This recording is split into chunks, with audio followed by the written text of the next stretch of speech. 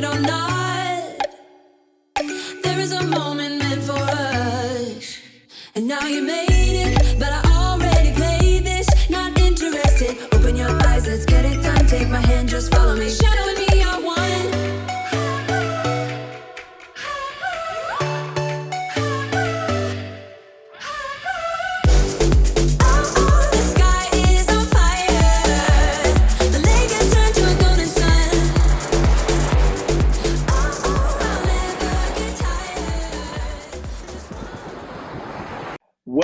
Welcome. This is another episode of Chopping It Up with Jason and Sherman. We are Jason and Sherman.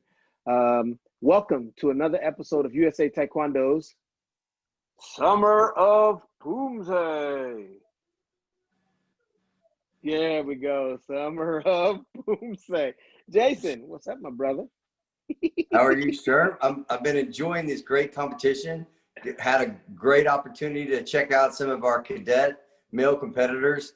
The cupboard is full and the future is bright for our Poomsae male competitors. I love it.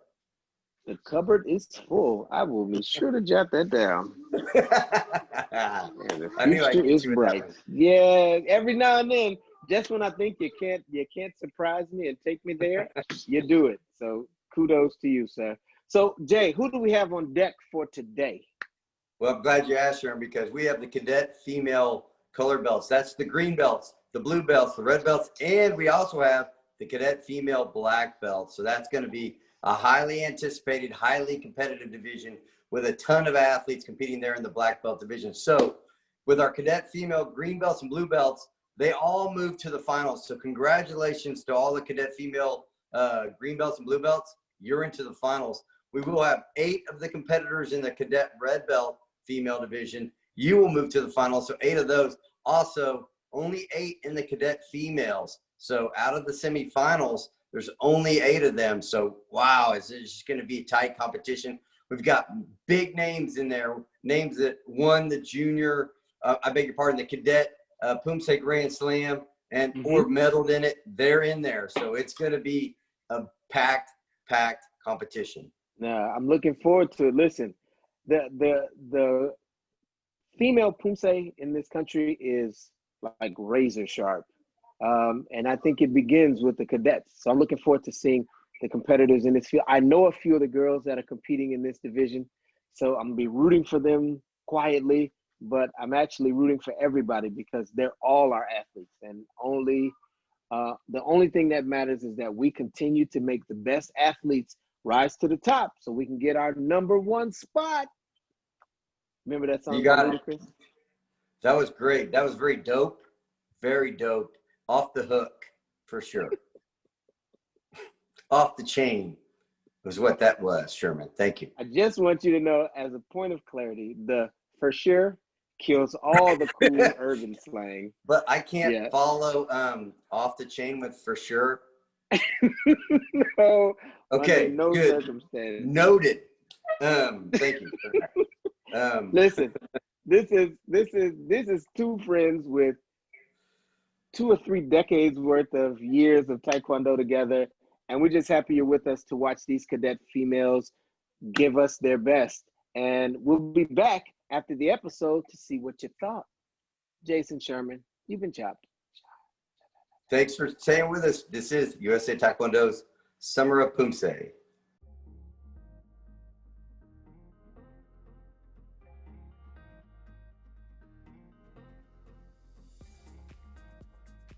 Hi, everyone, and welcome to episode 6 of Summer of Poomsae.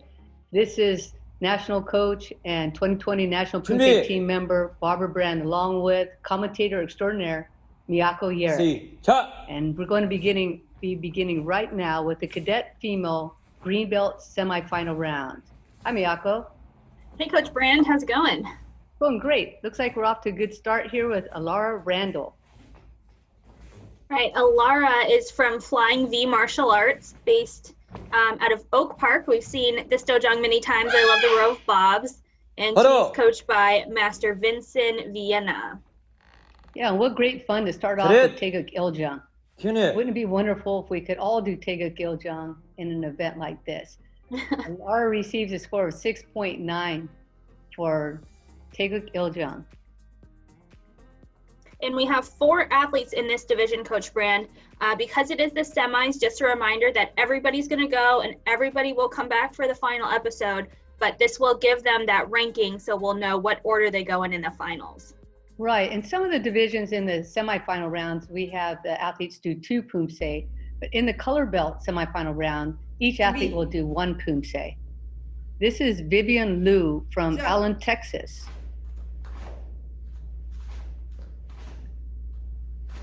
Right, and Vivian is from S.J. Lee Taekwondo, coached by Master Sung Jin Lee, and she enjoys playing the violin and the piano.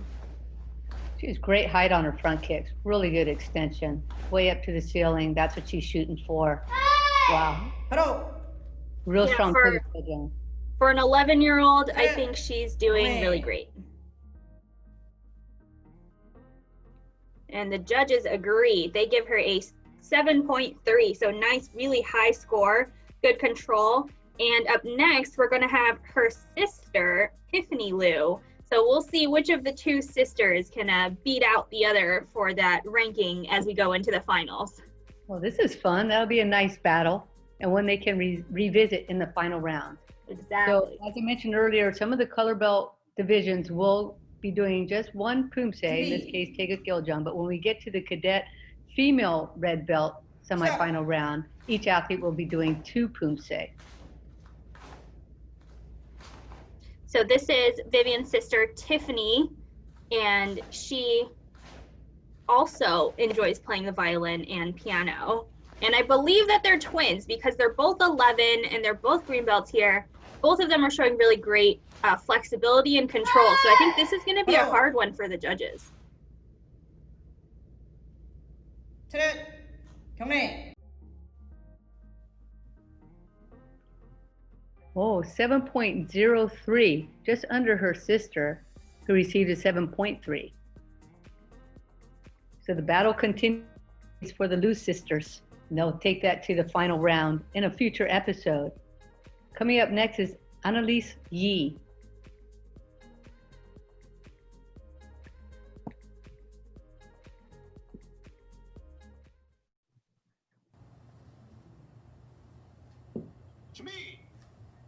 This is Annalise Yi. I do remember this space. I feel like maybe her older brother or maybe even her dad competed because I remember the mats and the fridge over there on the left and him almost kicking it. So it's nice again to have family members here competing.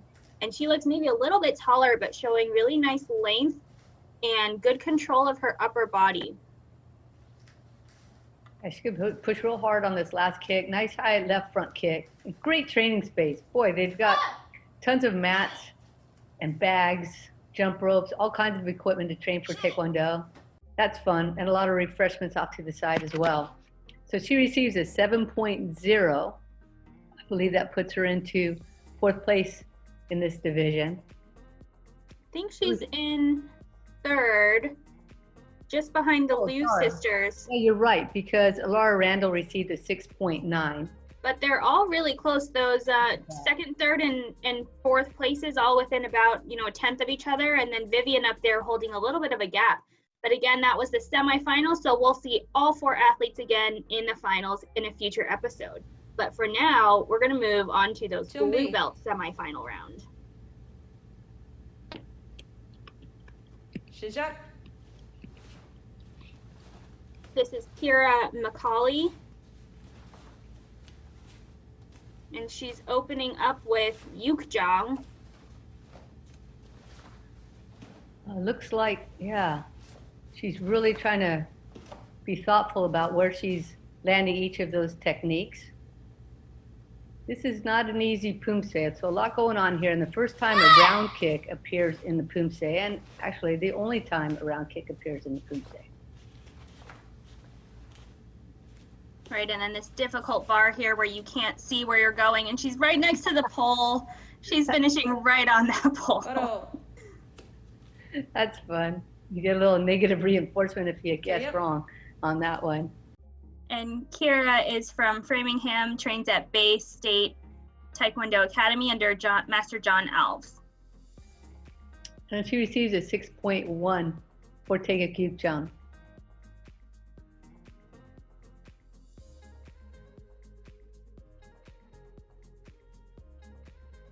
Up next, we're going to be taking a look at Catherine Abazade. Catherine is from McKinney, Texas, and trains at Master Kim's World Class Taekwondo under Master Sean Kim.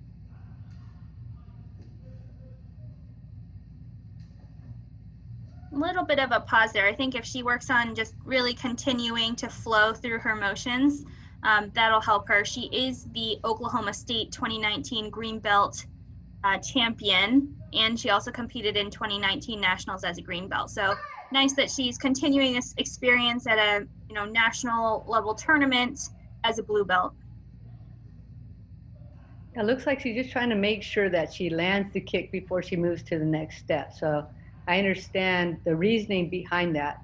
After she gets more comfortable, she'll be able to maybe connect all of the movements of the Poomsae together. And that would be fun for her to work on. She receives a 5.9 for her Taekwondo, which will put her into second place. So if you're keeping track at home, it's always fun to take a look at the standings every time they hit the board. Maybe have a little fun discussing the division as it's going on, or maybe even take a stab at scoring the division just as the judges are doing and see how close you come to what the final results are. To me. This is Ananya Shibu. Stop. Opening up with really nice high front kicks.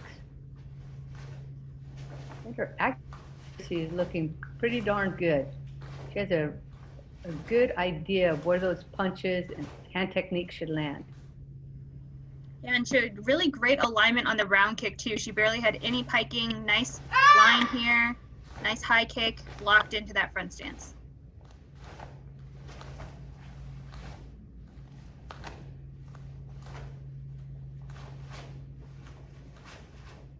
Hello. Yeah, that was a really nice form from Ananya. I think just working on maybe shortening the back stances up a little bit, but as you grow, it'll fit into that stance just fine.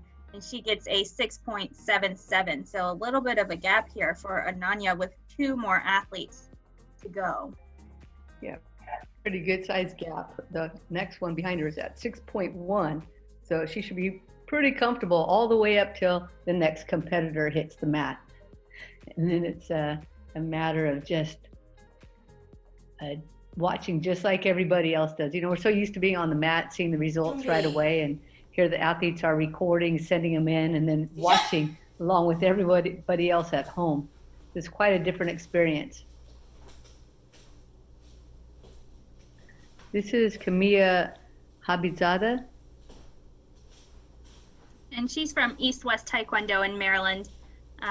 We remember this bright blue and yellow dojang. It's a really nice space. She is coached by Master Stacy Yu.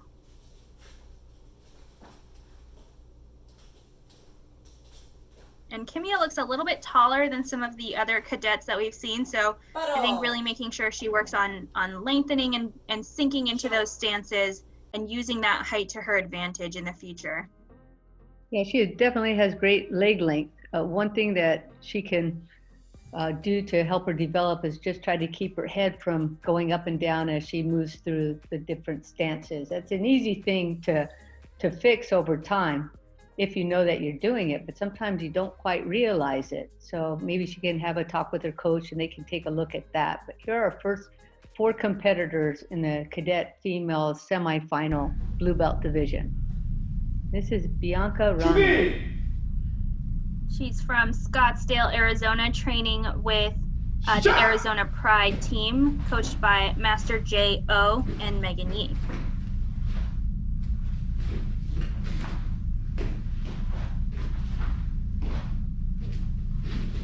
She was first place in Arizona Taekwondo Festival in 2019 and second place in Arizona State competition in 2020. So already some experience. She does look almost seasoned, even though she's only a blue belt. She's showing really good body control. We could continue to work on the kicks, of course, and a little bit too much volume of motion on the arms. You can tell she's dipping below the belt in some blocks. But other than those two things, I think she has a really great foundation, and this should be a good score. Well, I like where she's going with her foundation of stances, because she was really trying to lock each one of those out, trying to pick the proper height, proper length, and trying to lock in that back leg. So she receives a 6.37, which I think boosts her into second place.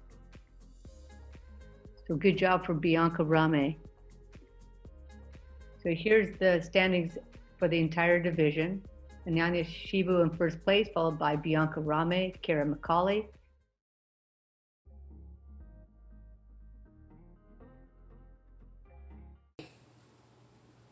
준비. We're 시작. moving on to our Cadet Female Red Belt semifinal round. And in this division, all athletes will be doing 2 Poomsae. And there are 16 in this division, and because it is semis, we're only going to take the top 8 into finals. This is Isabella Atala starting the action with Tega Kojang. He's also from Rockville, Maryland, and this is again the East-West Taekwondo School, coached by Master Stacy Yu. 바로. 쇼. Isabella also enjoys ballet, so I'm sure she gets a lot of strength training in her other sports, and she gets a 6.1 on her first form. 시작. It's nice that they get the opportunity to do 2 Poomsae, because some Poomsae highlight maybe the height of the kicking techniques, maybe something like Tegu Sajang or Tegu Ojang, where you get those high kicking techniques, especially with the side kicks.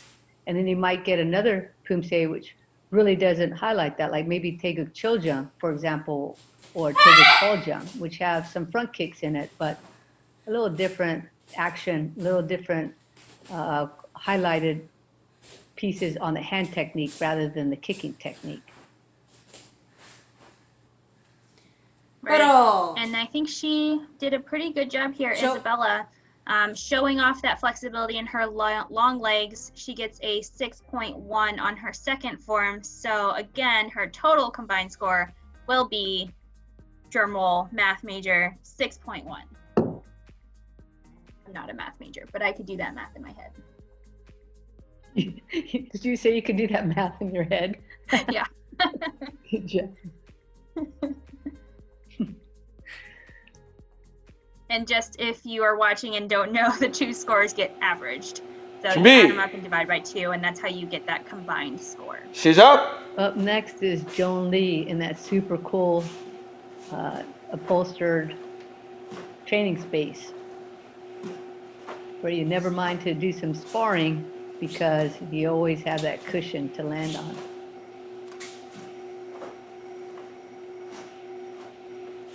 So Joan's doing a good job with Tega Kojang. It'd be really great if she can begin to lock out those stances. Looks like some of them she feels very comfortable with, and others she might be thinking about the hand technique or where she needs to go for the next movement. 차렷. I'm sure as soon as she focuses on making each stance locked out, she'll be able to do that. She gets a nice high score, 6.7. Wow, that's quite a bit of a gap. Yeah, and Joan says 시작! that she's from China, but she trains at American Martial Arts Academy under Master Bo Hyun Kim. And she's just 12, but she's already opening up in this cadet division really strong. Good control and body awareness. I'm looking forward to this high left round kick. The first one was just great. Look at that, nice reach for a red belt. That's fantastic. She is pointing her toes on the front kick, so if she just pulls her toes back, kicks with the ball of the foot, she won't lose any deductions that way. I'm not sure if the judges will take it, but there are a bunch of front kicks here, so it could be potentially a bunch of deductions, and she gets a 6.57 on the second form. So maybe a slightly lower accuracy on this form could be those front kicks easily fixed, and Joan gets a combined score of 6.63. We'd like to think that those front kicks are easily fixed, but sometimes that foot position can be really difficult for some athletes to try to get their foot in just the right position to show that they're flexing it in a way that will make sure that they're showing they're kicking with the ball of the foot rather than just a random spot in the bottom of their foot. Up next, we have Caden Santos. Cadence is from Troutdale and trains at USWC Taekwondo, coached by Master Jorge Ortiz. And she says this is her first time participating in a national Taekwondo event. So we're very excited to have you, Cadence. She's got nice alignment on her side kicks and foot position there. Yeah, she threw those side kicks really easily in good alignment. She could even raise her arms a little bit on the right side because her kick was so high, her arm could be even higher. And she gets a 6.67 on her first form. Yeah, it looked almost effortless. I think she'd be in the 7 range if she could just extend out her stance work here. Looks just a little bit small or not quite set in. Yeah, mostly on the front stances, they could just be a few inches longer. I think the back stances are mostly okay. That stance might have been really working well for her as a younger athlete, but now that she's growing, she might have to extend those, take a little bit of time, and really look at her athletic figure, her athletic form, and find the stance that suits her best. So that was Cadence Santos, and she receives another high score, 6.93, so high so far in this division. Got hit a little bit by one of the judges in accuracy, but ends up with a 6.8 final score. So that's going to be the score to beat. If you're looking to make first place and you're out there watching yourself in this division, you want to bump yourself up to 6.8. Not that you can do much sitting at home on the couch watching, but you can definitely send yourself some good vibes. USA Taekwondo Summer of Poomsae. I'm Jason Poos with my good friend Olivia Saw from Connecticut. Olivia, it's fair to say we're good friends, even though we haven't known each other very long. But Olivia, how you doing there in Connecticut? Oh, I'm pretty fine. How are you? I'm doing great. Thanks for asking. Let's talk a little bit about USA Taekwondo Summer of Poomsae, your first virtual event here. So you're coming off of how many live events have you competed to this point, being a Cadet Female Red Belt? Well, this is my first one, so. This is your first virtual. How about live ones when people are in person? Oh, well, in person, I've done about 8. Yes. Oh, that's good. So plenty of experience being in competition. So now tell us about your experience with a virtual event, because completely different. You don't have the crowd. You don't have your friends and family in the stands. How did it go for you doing a virtual competition for USA Taekwondo? Well, it was a lot quieter, but this time I could actually do more than once, and instead of just one go, which helped actually so much. It took a lot of tries, I think, but eventually we got there, so. Yeah, it's pretty common if you're a perfectionist and you want to put forth the best one. It's going to take multiple tries. And it sounds like that's exactly what you guys did. So, Olivia, you have kind of a unique sport or activity you do outside of Taekwondo. Tell everybody what you do when you're not doing Taekwondo. Oh, well, I do sailing. You do sailing, and this is what I love. So I actually have sailed a little bit, but on a friend's boat. But so how did you get into sailing, and kind of talk us through basically what you do when you're out there on the water? Oh, well, one year, I think I was out doing on vacation, and then my brother was staying home at his at the house. I don't really remember too much, but my mom signed him up for sailing, and the next year after that, I said I want to try sailing, so I went sailing, and about how it feels out on the water.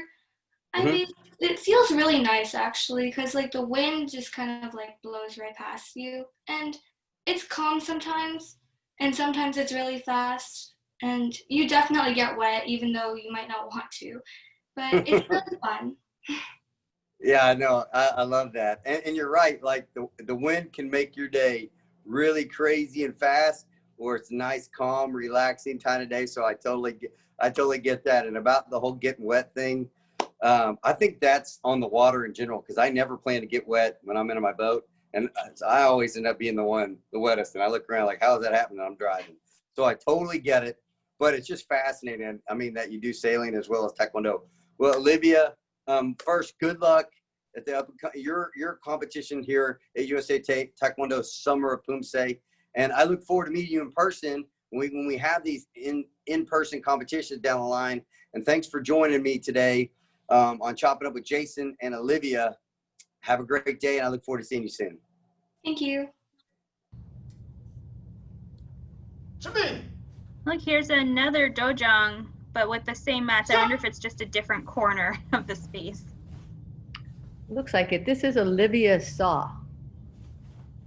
And she's from Westport, Connecticut, trains at Westport World Champion Taekwondo under Master Dong Hyun Jung.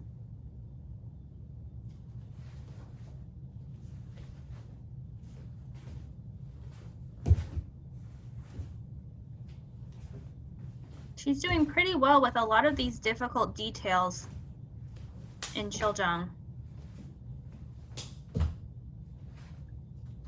And I believe this is the first Chiljang that we've seen in this division so far, Coach Byrne, is that right? That's because I believe it should be a different Poomsae. So unfortunately, Olivia sent in the incorrect Poomsae. It's, you know, sometimes an easy mistake to make. You know, you're looking at the chart, maybe glancing at a different division. And so it's unfortunate when that happens, because actually her Taegu Chiljang looked pretty darn good. And these side kicks are good too. Yeah. Yeah, so she's just doing the wrong forms here. They're going to zero out her accuracy and drop the presentation down to the lowest it can go, which is a 0.5. Olivia, you look great. Okay. Yeah, Olivia, good.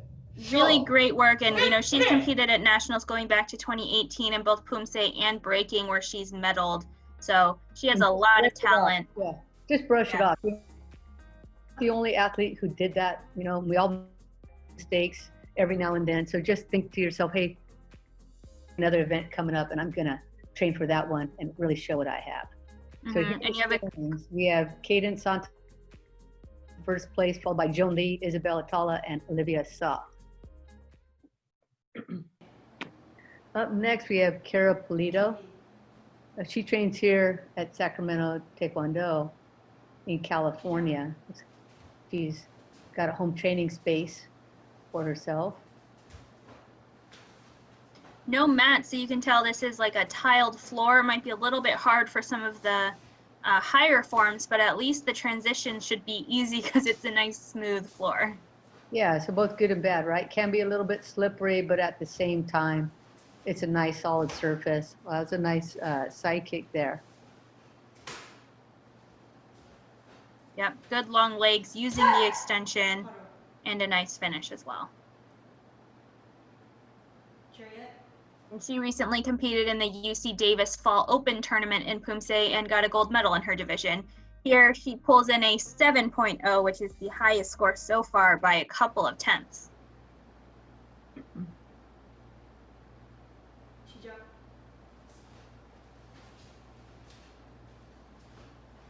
Now, U-turn can be a little tricky because sometimes the athletes look like they're bouncing a little bit up and down. We've discussed that before. We have to make sure that those front kicks have really nice, clean retraction, so it just doesn't look like you're just swinging your leg up and down. And then the round kicks, of course, a lot of attention has to be played on these because we want to get as much extension as you can and still be able to step out to about the length of a front stance after you finish that kick. And that's been tricky for a lot of our athletes, right? Miyako and Summer of Poomsae, knowing exactly where to land that foot. Right, and then here also Cara going back a little bit further than where she started. That last bar always so tricky, but she still gets a 6.8, which is very, very high for this division. And so her combined score will be a 6.9, which does leave her in the lead by a 0.1.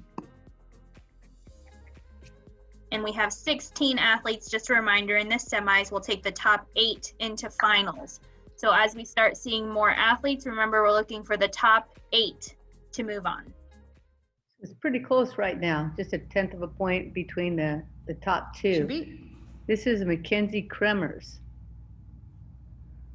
시작.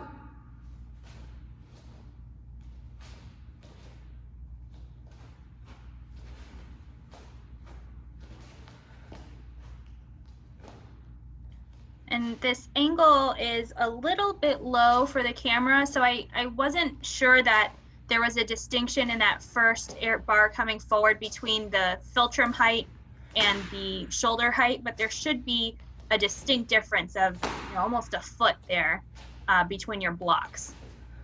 Right. Well, we want the back fist right at the philtrum and the middle blocks just at the shoulders or just slightly below the top of the shoulders. Wow, look at that score, 7.17 for Mackenzie Kremers. And I think that's our highest score so far. 시작.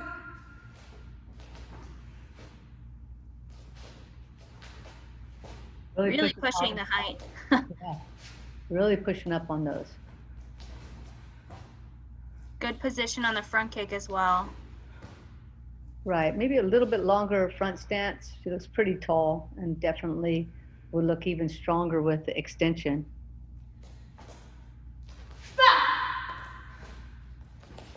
Looked like she was really mindful of where she wanted to set down that leg after the round kick.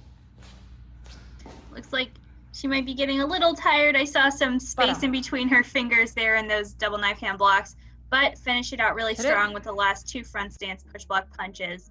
And she pulls out a 7.07 on her second form. So just a little bit under that first one, but still going to solidify her in first place spot with a 7.12.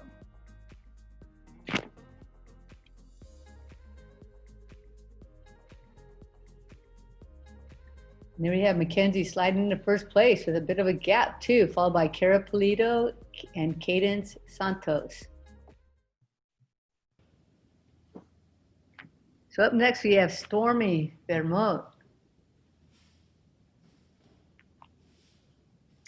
And I believe she's from Wisconsin because I remember this space. We saw one of her teammates training here, and we got an interview in a previous episode.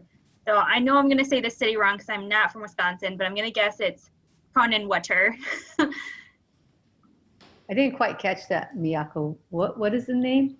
It's Kronenwetter, and she trains at Rising Sun MMA. That's great. That's a strong first Poomsae from Stormy Vermont. She receives at 5.4. What a great Poomsae name. In true Wisconsin fashion, Stormy enjoys hunting and log rolling in her spare time.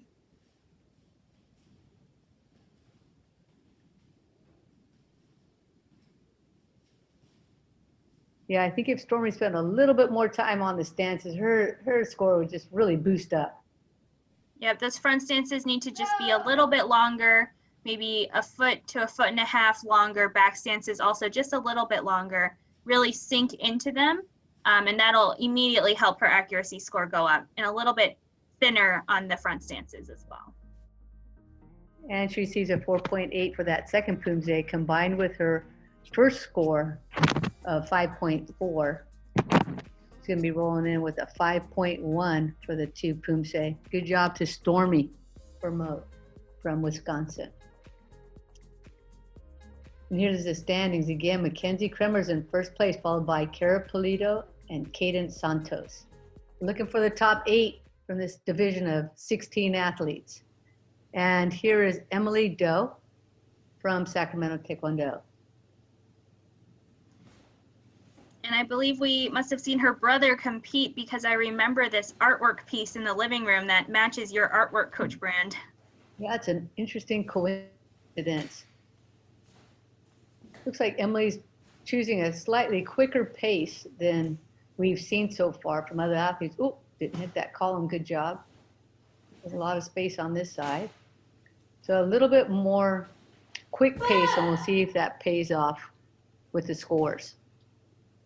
Yep, she was definitely pushing it. I think she was just barely in control of it, but judges really liking it here, a 7.37. So again, our new high score so far goes to Emily Doe with that 7.37.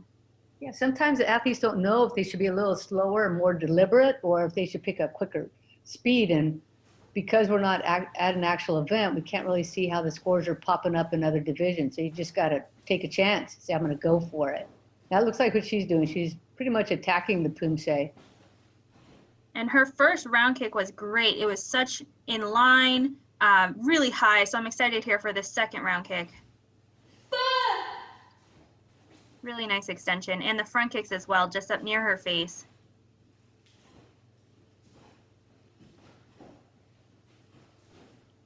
Really nice performance. Emily Doe with a little bit quicker pace.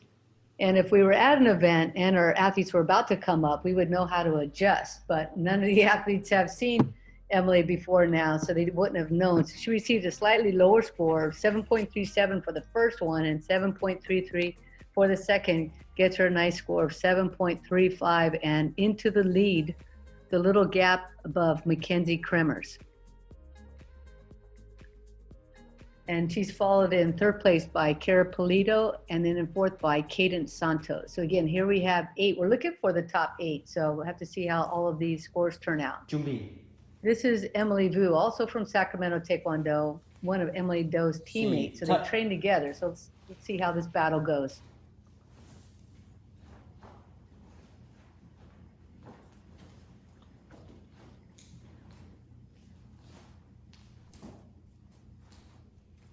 She showed really great flexibility in those front kicks, good accuracy on the arms coming forward as well on those blocks and strikes. Really high side kick, wow. Wow, yeah. Nice punch up there toward the ceiling or Pluto or Mars, wherever that was. At least she's trying. She's fairly petite athlete, so it's fun when they get to boost it way up. So she receives a 6.87 for Tega Koja.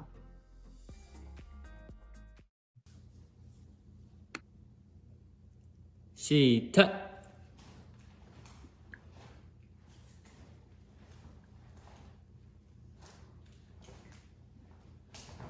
Yeah, she's got great kicks. Those round kicks coming up really well. Some of the transitions, her heel comes up just a little bit, so she could work on that. But really great fundamentals here so far in both of these forms. I think for her too, maybe some stance length, increase that out a little bit, get some more extension and lock that back leg. I think sometimes we rush. And you know, for a lot of the athletes, this is the first time they recorded themselves or one of the first times they recorded themselves. So I think some athletes are a little camera shy. So they tend to go a little quicker than they might go ordinarily. So she receives a 6.6 for the second Poomsae, and combined with the first, she ends up with a score of 6.73.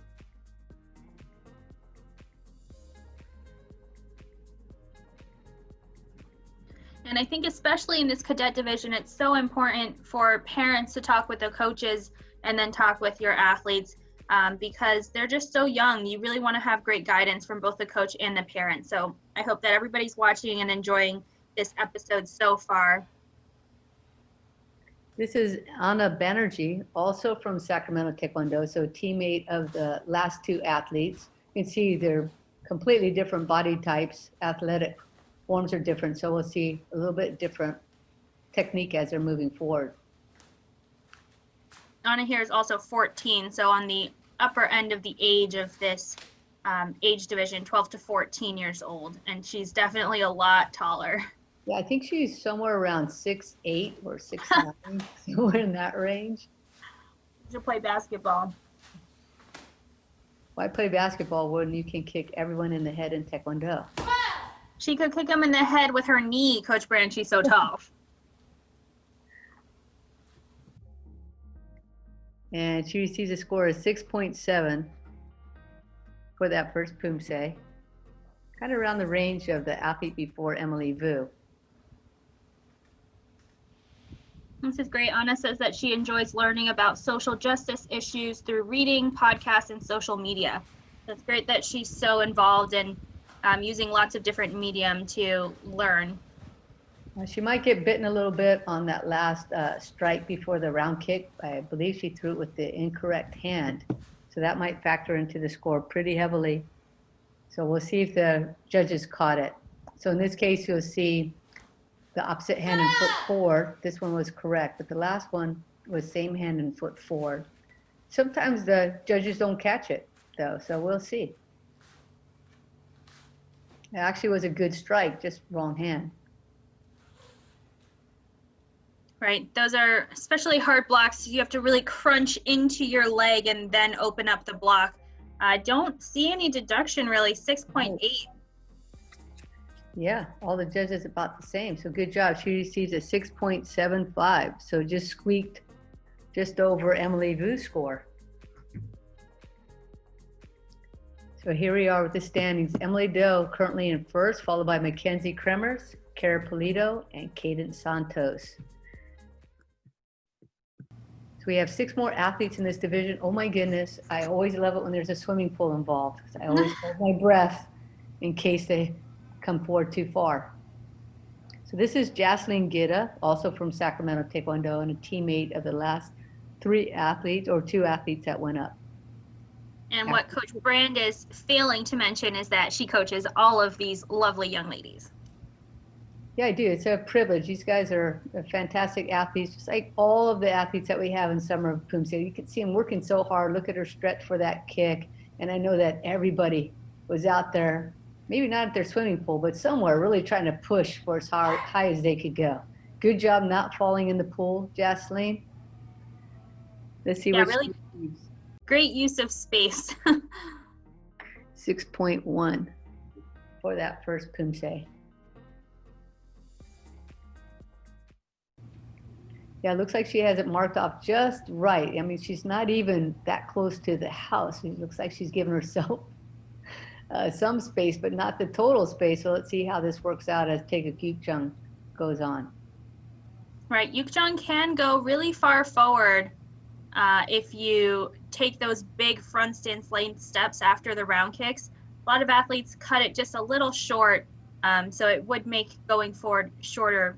But looks like she also did the wrong hand there on that block before the round kick. It's fine, but same error. And that's kind of interesting. You know, maybe it comes from recording over and over again and you just get fatigued.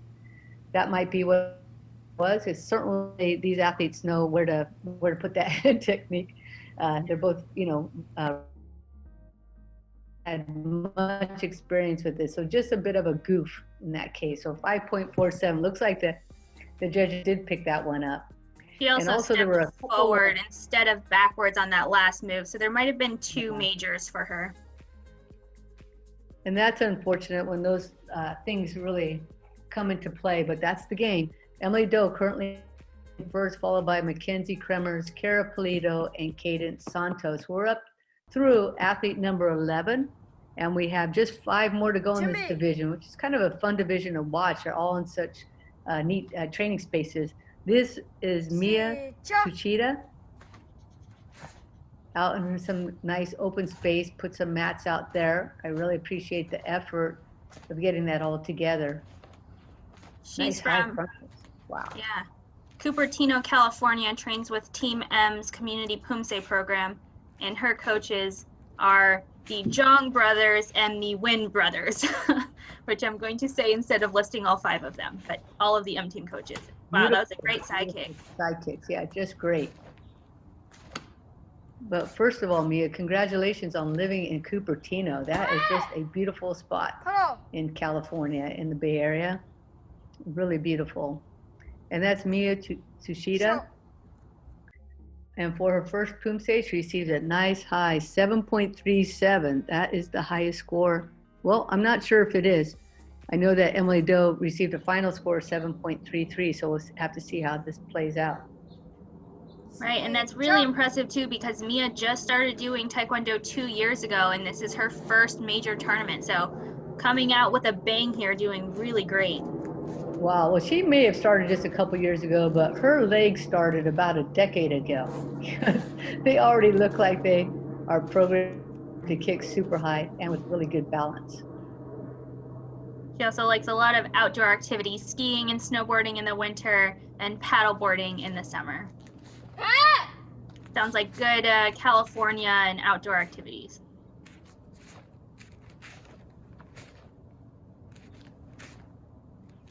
Really great intention on those eyes here too. Look, she's like glaring into the camera, super focused.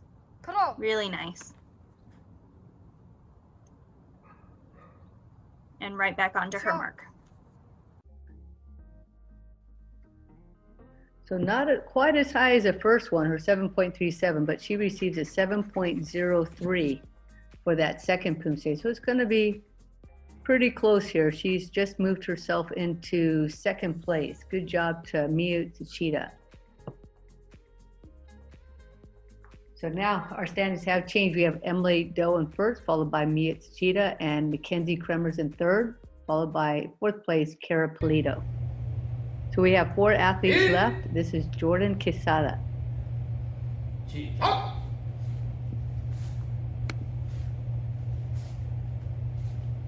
Jordan is from Spring, Texas, and competes with Competitive Taekwondo, is the school name, coached by Master Bill Gibbs.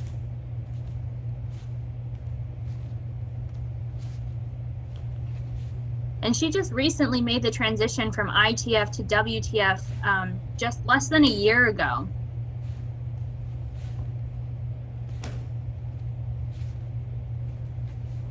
So she's done a really great job making that transition. I think, except for maybe that last paddle stands a little bit wide, but really good transition so far. I think you're doing all the right work. Just make sure you watch all the other athletes in this division, watch some of the other episodes, and she gets a 5.77 on her first form. Right, so we have 4 athletes in that 5 or under range. So see if she can boost herself up to push herself into the 6s with this one, take a cute jump. She also had to learn all of the 8 Taeguk in less than 6 months to be able to compete in this, USA Taekwondo. So a lot to learn, and there's just a bunch of little accuracy things that she can do to really boost up her score, but really great potential here. I can't wait to see her, next year when she's had time to really work through all these forms. And that's Jordan Quesada. Her first score was 5.77.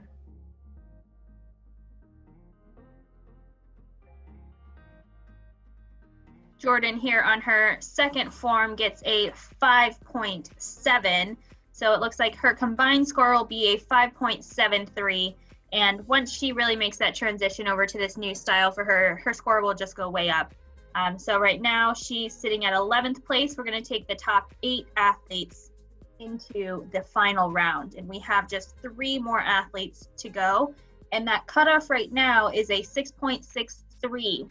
So our final remaining athletes, you want to make it into that final round, you got to be above a 6.63. That's kind of fun to watch then. So we have Mara Lakmana trying to get above that threshold score that Miyako was just mentioning there and try to boost herself into the final round. So she's off to a good start, and I'm predicting high front kicks. Look, very nicely done. And accuracy pretty high coming forward with everything targeted just in the right way. Yeah, it looks like she's a member of Elite Taekwondo. Really high, nice side kicks, really extending. Wow, those look fantastic.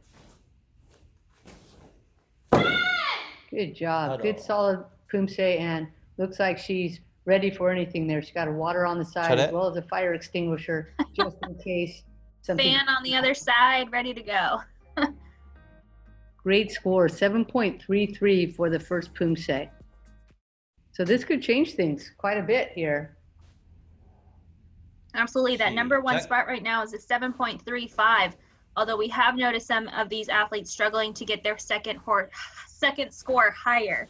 But Mara here is doing a really great job, coming out really strong and really accurate too.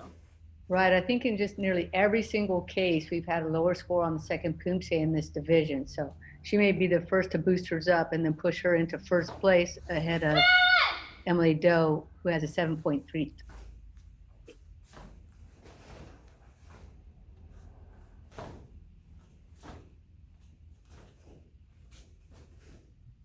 This one looks very strong too. It's interesting to see what the judges' score here will turn out to be. So after that first one of 7.33, she received 7.27. That's kind of the norm that we've been seeing in the division. So this is still a very high score, 7.3 for Mara Laksamana. And that puts her, I believe we'll see right now, into second place. Right. And for the final round, what happens is we'll take those top 8 athletes and then do them in reverse order. So right now, Emily Jo in first would be the last to perform in the final round. But we still have 2 more athletes to go.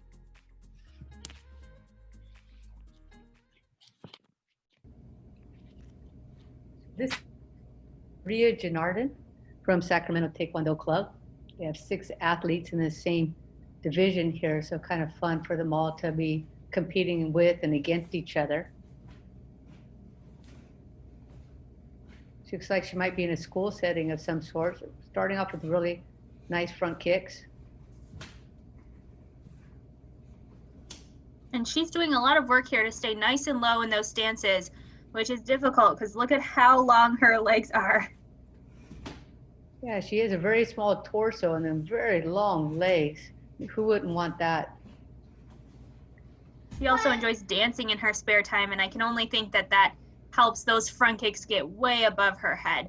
She did a really great job on really using her height to her advantage on these kicks. And she ends up with the first score, 6.83. Among the top scores, but not into those first 3 places so far. Let's see if maybe she can turn this around in a way the other athletes have by getting a higher score in the second Poomsae.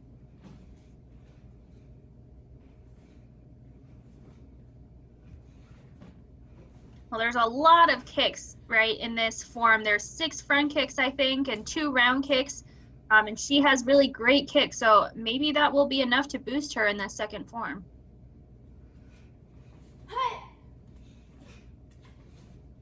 Seeing a couple of accuracy hits, just not quite hitting some of the moves in the right place. But again, those kicks should do a lot for her presentation.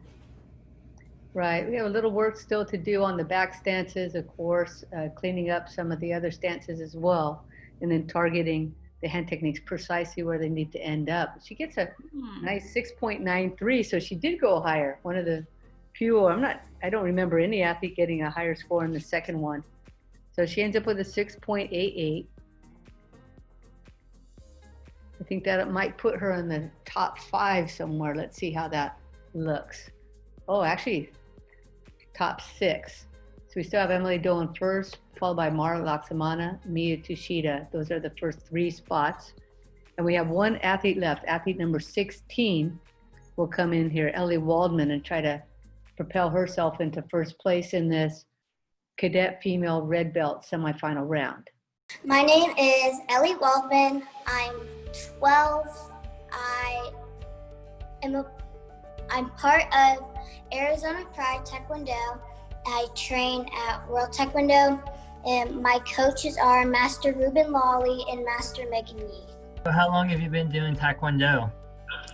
So I've been doing it since I was like 7, and I was competing for around 2 years. Then I quit for another 2 years. Now I'm back on. So I'd say 4 years I've been doing Taekwondo.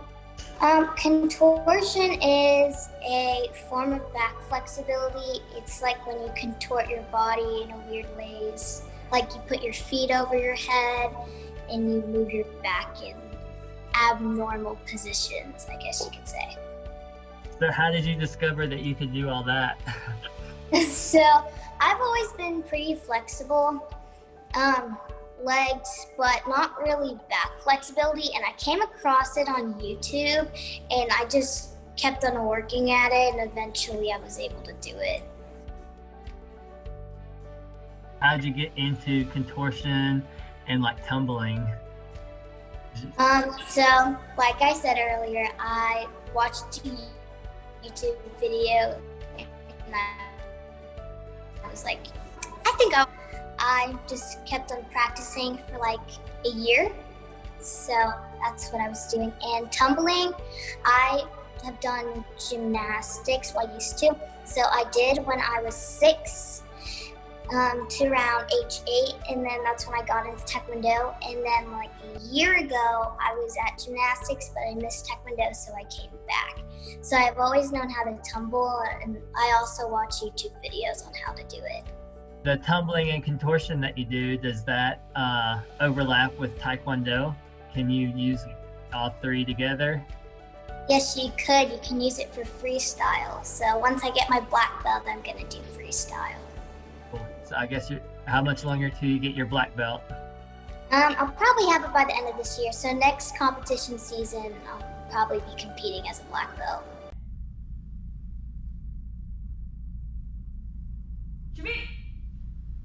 Ellie's from Scottsdale, Arizona, another member of that Arizona Pride Taekwondo team coached by Master Ruben Lawley and Megan Yee. And she says in 2018, she won gold at the Jimmy Kim Invitational and gold at the Grand Phoenix Open. But she also went back to doing gymnastics recently, which she did before Taekwondo, but she missed it. So she came back to Taekwondo, and I think it's well worth it because she is starting out really strong here. She has great presence. She looked like she was ready to hit that mat as soon as the recording started. She had her game face on and ready to go. Really strong performance. Yeah, great presence. That is something that's hard to train. You just kind of get it with experience over time. And Ellie here getting a 7.0, so definitely coming through. Judges appreciating it. Yeah, just look at her right when she starts. She looks like she is fierce.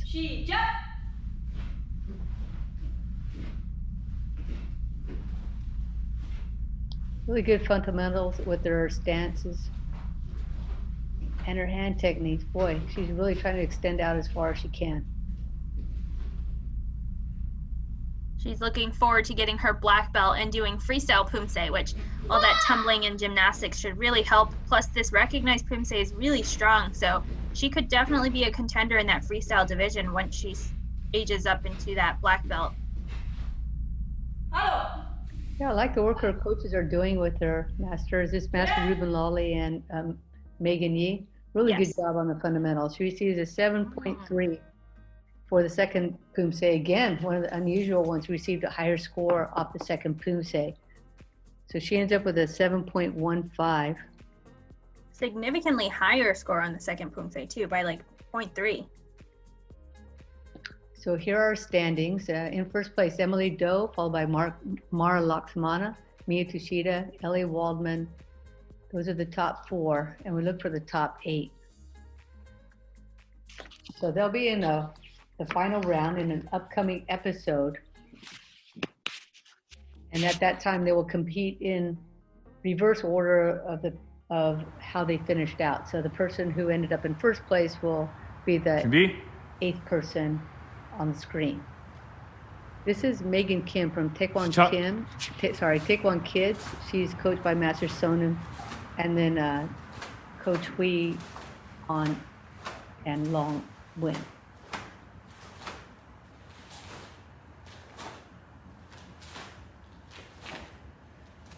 So she's the first competitor in our Cadet Female Black semifinal round, and we had 13 athletes make that cut, Miyako. So we'll be taking a look at all 33 and looking for that top 8 to move on to the finals. Right, so this is another big cut, from 33 down to 8. Megan here going first, which means the judges will be using her form to kind of set the bar. But it was a really strong form, and she gets a 7.23 on her first form. Yes, so not quite 1 out of every 4 athletes will make the cut. So it's really an important round for these athletes. And I'm not sure what they were thinking as they did the recording, but it's really a very important round here to really put forth your best effort.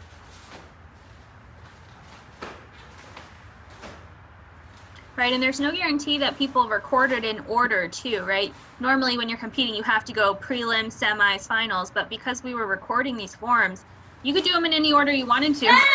So we have no idea what they were thinking when they were recording these. But Megan Kim coming out really strong here in Yukjong as well.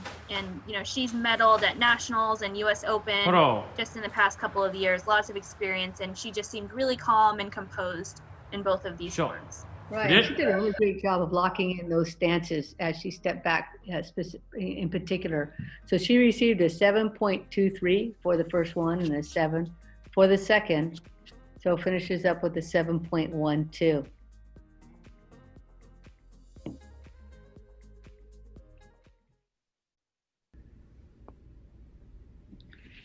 This is Alana Heinrichs, and she's from AKYI Martial Arts in Illinois, and she's coached by Master Ray Key.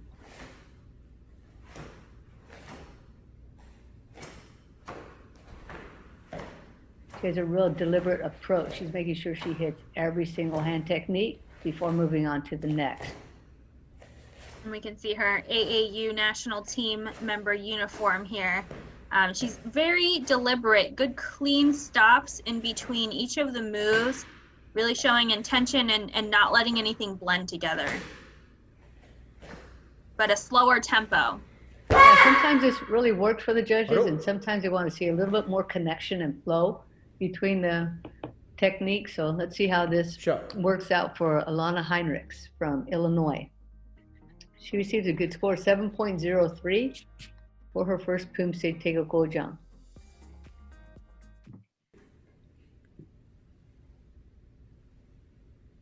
시작.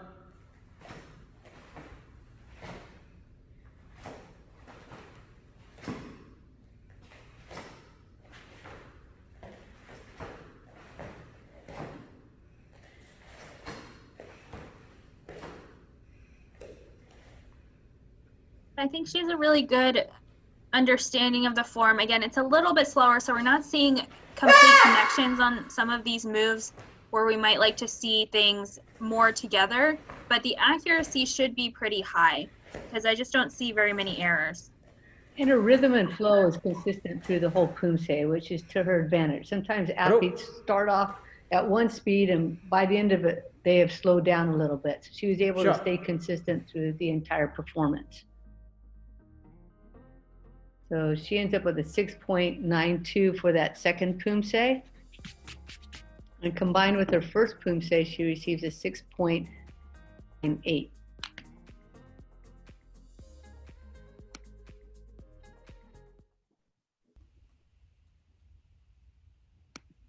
준비. This is Michaela Zhang from Team Elite in Southern California, and her coach is Master Victor Jung. Michaela is on the 2020 national team for cadet pairs and finished second in cadet individual. So really strong athlete, wearing her national team uniform here. Going third out of 33, so pretty darn early, and we already have 2 scores just around 7. So let's see if she can boost her way up a little bit, create a little gap, since we have another 30 athletes to go after her. Yeah, I predict a pretty high score. Her connection, her rhythm was really good. She receives a 7.2 for her first Poomsae. Little variation between judges, but that's to be expected. 시작.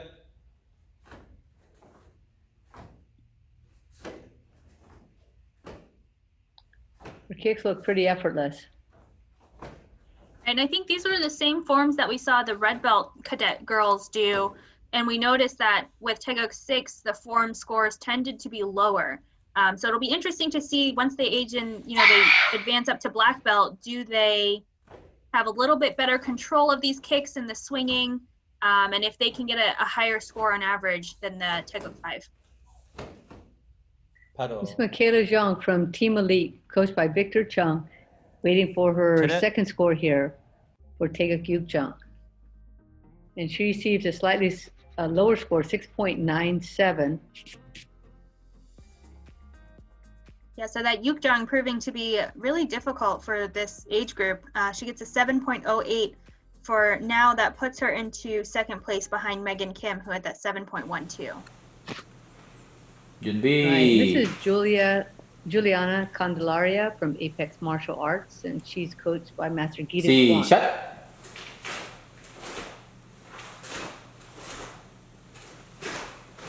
We've discussed this great training space in the past episode. She looks like she feels very comfortable and at home there. Hopefully the previous division, the Cadet Female Red Semi division, really watches this division, because this is probably where they want to go. Looking at all of the athletes in this division will really help them develop. Right, and especially because they're the same forms, you can watch yourself and then watch these athletes and learn and pick up on what they're doing, even though maybe some of those girls are going to age up into the junior division soon. But so far, I think these 4 athletes have just been phenomenal. Juliana here already pulling in a 7.4, so the score is just going up and up. But she had really great extension on all her kicks. 시작.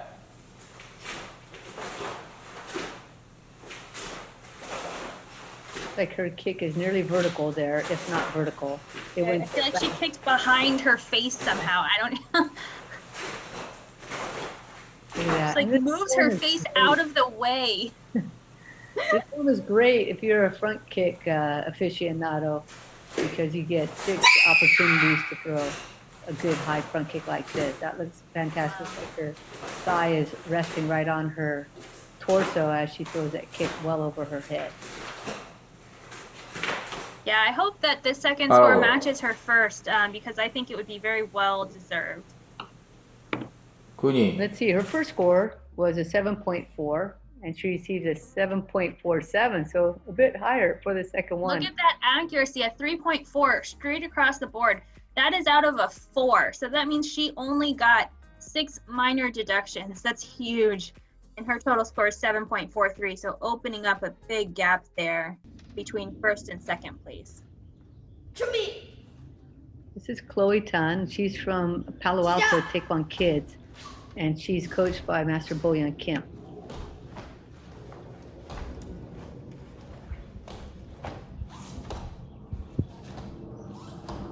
And she enjoys traveling, biking, and baking. So lots of different activities, but I think there's always something to do. If you're on vacation, you're traveling, you can go outdoors, but if you're at home, she still enjoys baking. So seems like a good, well-rounded person and good Poomsae to open up with as well. Chloe picked up a quicker speed, so let's see how that translates. She gets a 6.83 for that first Poomsae and moves on here to take a cube jump.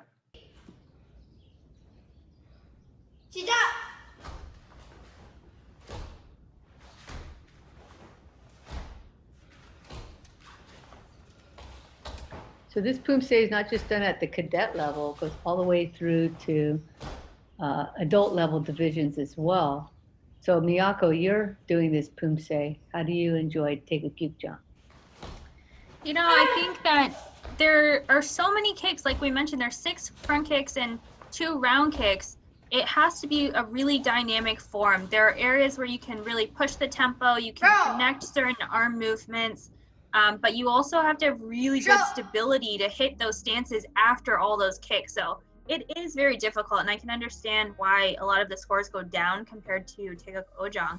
Chloe here gets a 6.95 on her second form, so she actually did better on that second form, which gave her a total of 6.89.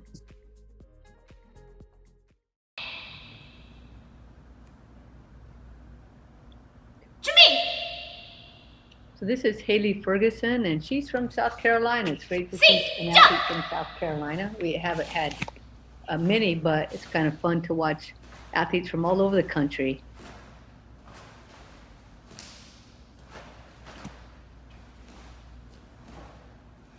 She recently competed at the 2020 US Open at Disney, and she got a silver medal in teams. And she also just tested for her 3rd degree black belt at 12 years old, Coach Brandt. Geez, that's great. So she must have been doing this since she was, 2 years old. And that's really great that she's so dedicated and is trained to really go through and continue her training at such a young age, getting a 6.8 on her first form.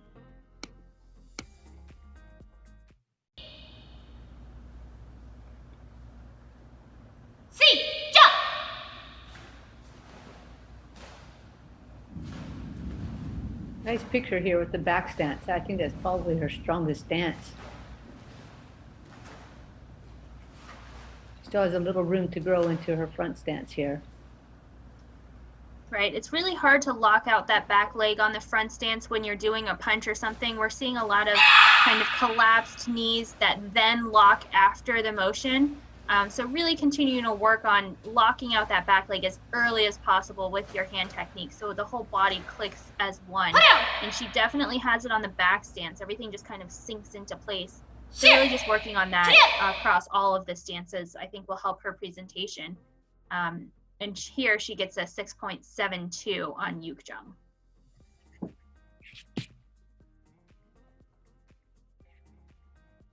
That's a total of a 6.76 for her combined score.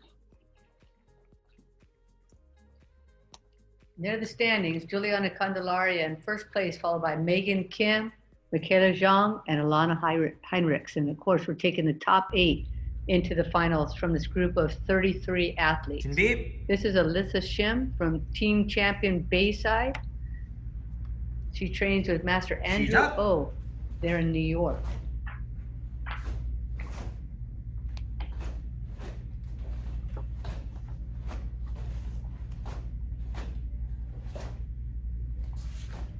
Again, the more deliberate pace here, really making sure she finishes everything and stops completely. So it's up to the judge to decide whether or not they want a little bit more connection there or if they like that sure ending with a little bit of pause at the end of the motion.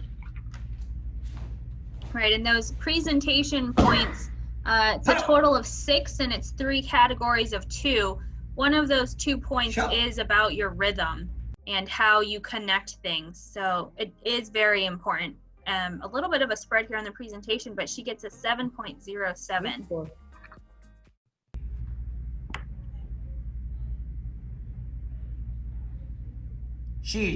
Again, this is Alyssa Shim from Bayside Taekwondo in New York. Those front kicks coming right up, her knee just driving straight forward, which lets that foot come up. If your knee is a little bit draggy in your front kicks, your leg will look more like a front leg stretch, and it'll just kind of swing up and down. But she has a really great chamber. We'll see a couple more right here. Chamber, then extend, straight up. And athletes do this Poomsae for quite a few years, all the way up from the cadet division through the senior to under 40 division does this Poomsae. So lots and lots of time to get used to this Poomsae. Just, for some of them, another 28 years. Right. Take a cute John. So Alyssa Shim receives a score of 7.08 for that second Poomsae, just above her other one, or actually that's her final Poomsae score, 7.08.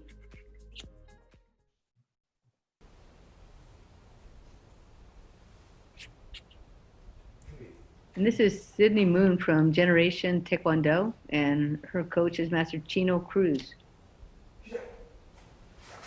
She was on that 2018 national team that went to the World Championships for the junior freestyle team. While athletes do Taekwondo for quite a few years, Taekwondo is done just until age 17. And then after that point, then no more Taekwondo. I think unless you do national collegiates, I think they might put that one back in there, right, Miyako? So it depends. It was for many, many years because that's what the FISU did, the collegiate university level. So internationally, the women in the college level will still compete with Ojang. But I think that's changing as they change the rules to have it be a combination of traditional Poomsae and freestyle. So they are using, I think, the recognized forms now. But Sydney here getting a 7.0. And we are seeing a lot of our scores, even just Sydney's the 8th athlete here, but a lot of them around that 7, high 6s into the 7.1 range. So it's going to be pretty tight there. Well, she has nice high front kicks here, so really good form for her to be able to highlight those.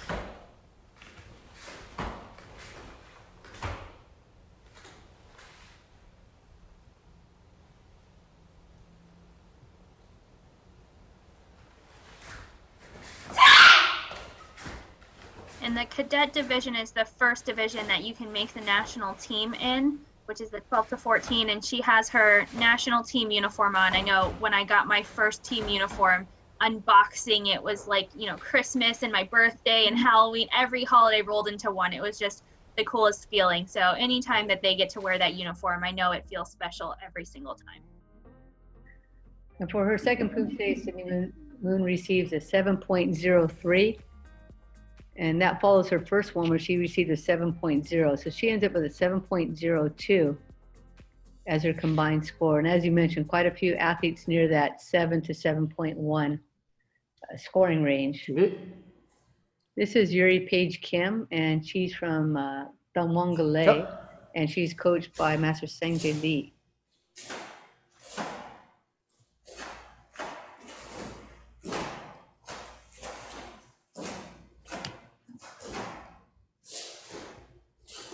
Good control coming forward. Another national Poomsae team uniform here.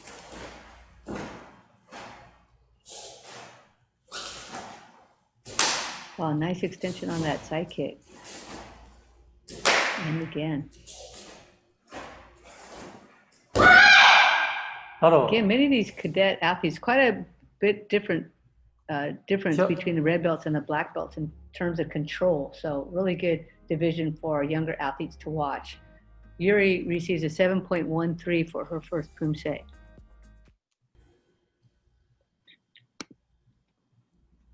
시작.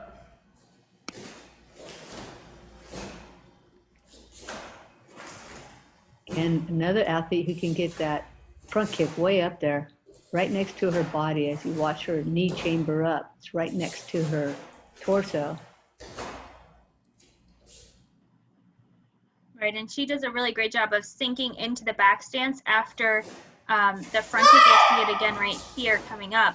There's no slide back. She just hits that back stance and her weight is already stacked. She was completely relaxed during this Poomsae. 바로. And that doesn't mean that she doesn't have any power. She does. It just means that there's no tension in the shoulders and back, and when you pull on those defensive blocks, it shouldn't be robotic. You want it to be really smooth and relaxed. Yuri gets a 7.07 on the second form for a combined score of 7.1. Yeah, her relaxation translates more to control, smoothness, crispness. Everything looked nice and easy for her. This is Aubrey Nix, and it looks like she is also from Pride Taekwondo in Arizona, coached by, I'm guessing, Ruben Lawley and Megan Yee. They've been doing a really good job with the athletes that have come so far in terms of really making sure that they have a strong foundation. Looking at the stances, making sure the hand techniques are correct, and then maybe layering everything else on top of that.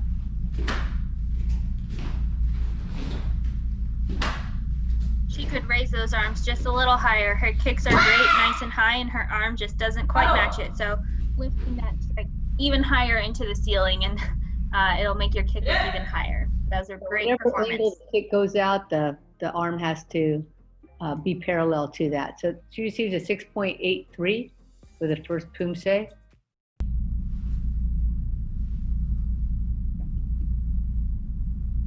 시작.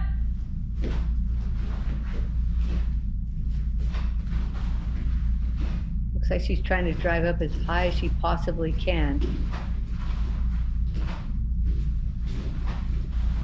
And pushing the speed a little bit on this one. She was a little out of alignment on that first round kick. Let's see the second one here. A little bit better, good extension.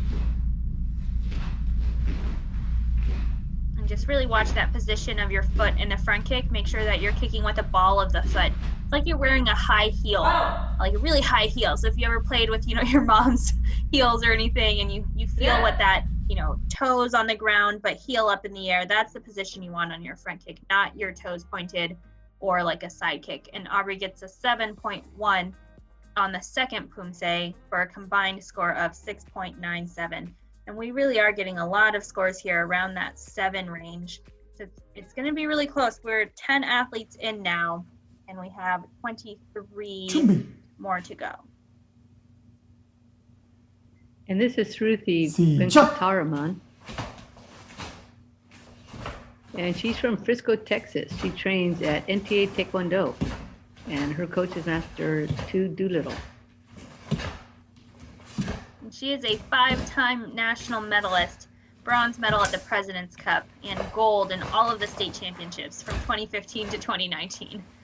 So already a lot of experience. Really great reach on those side kicks too. Wow, really well done on that side kicking well over her head on that last front kick. This is a nice training space too. I haven't seen this one before. Looks like she's completely set up there with lots of mat for her to train on. So she receives a 7.17 for that first Poomsae. Taego Gojang now moves on to Taego Gyukjang. I think that if she could hold on to that score, that would be second place right now. We can look at this front kick foot position here. So she does have her foot flexed, and that's going to matter, especially in this platform where the referees get to all have the same view right here as it goes up. Are the toes back? Is that heel trying to push up toward the calf? That's what the referees are looking for, that nice solid foot position. Make sure she has a nice clean kick. And you know, many athletes now do the same foot position in that round kick. You can do either flat foot or pull kick with the ball of the foot. I believe either is okay according to the judges, but most athletes do that flexed ball of the foot on the round kick. Right, definitely seems to be preferred. For her second Poomsae, Shruti receives a 6.98 and a total score of 7.08. So right there in with the pack. Yep, same score as Michaela, so we'll see whose presentation can bump them over the other. Oh, actually, it's a three-way tie. I think Alyssa Shim also has a 7.08, so we'll have to see who had the higher presentation between the three of them to figure out those rankings. Yeah, we'll be able to see the standings soon, but let's take a look at Naomi O from Arizona Pride, again coached by Ruben Lawley and Megan Yee, former national Poomsae team member.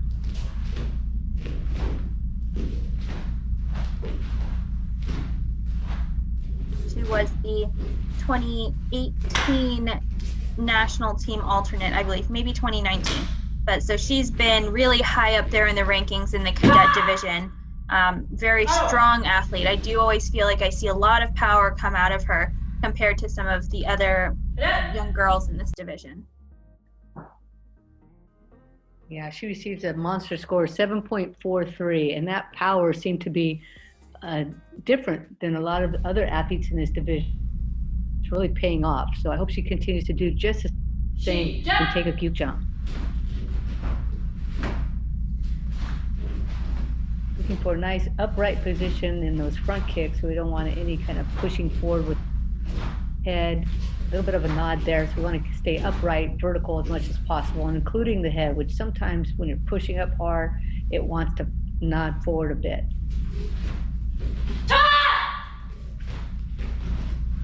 Yeah, she has just a tiny hunch when she does those front kicks, shoulders coming up, back arching just a tad. So not quite as clean as some of the other athletes, but her power is much higher than them. So it'll be interesting to see what the judges think. Do they value the power and allow some of those other things to go by the wayside? And they do. It's a 7.33. That definitely puts her into second place. And there was a pretty big gap from a 7.43 to a 7.12, but now she takes that second place spot with a 7.38. Well, a nice high score. Get a chance to see the standings now with Juliana Candelaria in first place, followed by Naomi O, as you just mentioned, in second, followed by Megan Kim, and then Yuri Kim. And we're here at USA Taekwondo's Summer of Poomsae. I'm Jason Poos, and we're chopping it up today with Anushka Acharya. Anushka, thanks so much for spending a few minutes with us here at the Summer of Poomsae virtual competition, if you will. How are you doing in this pandemic? I've been doing good, just social distancing. I've been keeping busy by doing schoolwork and a lot of Taekwondo training. Yeah, it's perfect. And that brings us right to this point. You're competing in our Summer of Poomsae, which is a virtual event. First, have you ever done a virtual event, and how is this different from a mainstream in-person big Taekwondo Poomsae event? I have not done a virtual event before, and it's different because it's a different environment. You're not surrounded by all these people cheering for you. You don't get to see your competitors, which in a way kind of helps you focus on yourself and your Poomsae. But you also have to remind yourself that this is your competition. You are in your training studio, but you have to pump yourself up and put that pressure on yourself so you can do your best performance. Yeah, I love that. You do have to remind yourself. That's a really good point. And I think other athletes are kind of chiming in on the same thing. You just got to remember, this is still a big time competition with big time point implications for your career in the sport of Poomsae. So you and I talked a little bit earlier. You're a big tennis fanatic as well, and you play a lot of tennis. What are you doing to try to kind of keep that going ultimately? Because obviously you can play a little tennis, but can you do it per se in your school sports? Well, as of now, I'm lucky to live in a state where COVID has been managed pretty well and we can start opening. And tennis is a sport where you can do all social distancing. So my sister and I have actually started to play around 5 times a week with our coach. And the training really complements Taekwondo training, so it really keeps me fit. And I'm just really excited to try out for the school team this school year, which I was unable to do last year due to COVID, but it's just, I'm just going with it. Yeah, no, I'm going to tell you, I didn't tell you this, but I played tennis in high school and in college as well. So at one of these events, we're going to get out on a chopping it up, and you and I are going to get on the court, and we're going to embarrass Coach Sherman Nelson on the tennis court, because that is what it's all about right there. Making him look ridiculous with our tennis skills, because I know right now he has none. So, no, we really appreciate your time. I want to say good luck to you at the up and coming at this Summer of Poomsae. As this competition is currently in the process, as you know, and we look forward to seeing you in person at some of our USA Taekwondo events later on. But again, Anushka, Acharya, thanks for spending so much time on Chopping It Up, and good luck here at USA Taekwondo's Summer of Poomsae. Thank you so much. And that top 8 spot already is a 7.02. So it's already going to be high scores here going into this final round. We're only 12 athletes in, 33 total. And this is Anushka Acharya. And she's from World Champion Taekwondo in Connecticut. Her coach is Master Henry Kim and Master Gunsu Kim.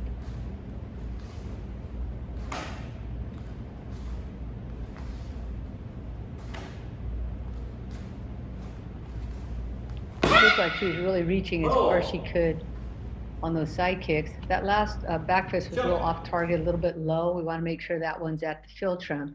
So she receives a 6.8 for her first Poomsae. And she's competed in both individual and pairs Poomsae at nationals, making it to the semifinals, and also doing board breaking, which is always fun, lets you be a little bit creative. I know that, you mentioned doing Yukjang for 28 more years for some of these athletes. It can sometimes feel like there's nothing new to learn, but having those other divisions where you can really be creative, like freestyle or board breaking, a demo team division, there's always new things to try out and be creative. But there's also always things to learn about Poomsae, like how do you generate power? How do you relax more? Can you get your front kicks and side kicks higher and more effortless? So even though there's the same forms for many, many years to come, there's always more to work on. And Anushka receives a score of 6.65 for her second Poomsae, a little lower than that first one of 6.8. And she finishes up with a 6.73 for the 2. And she's in good company. We have a lot of athletes here in that range, the high 6s. This is Gahui Kim.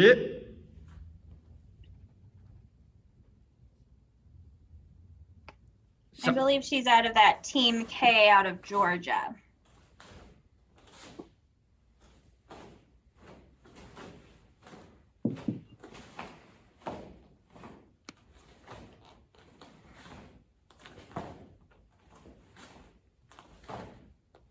Good control, good stances as well. I think her elbows flare out just a little bit on some of these movements, but that's pretty darn picky because she's doing a pretty good job overall. Yeah, she's really trying to end her hand and foot at the same time as she extends out as far as she can with both the stance and the hand technique. So that's fun to watch her developing in that way, really trying to push out as long as she can. So she gets a 6.97 for her first Poomsae. And we have other athletes in that 6.8, 6.9 range. So this is going to be a real battle.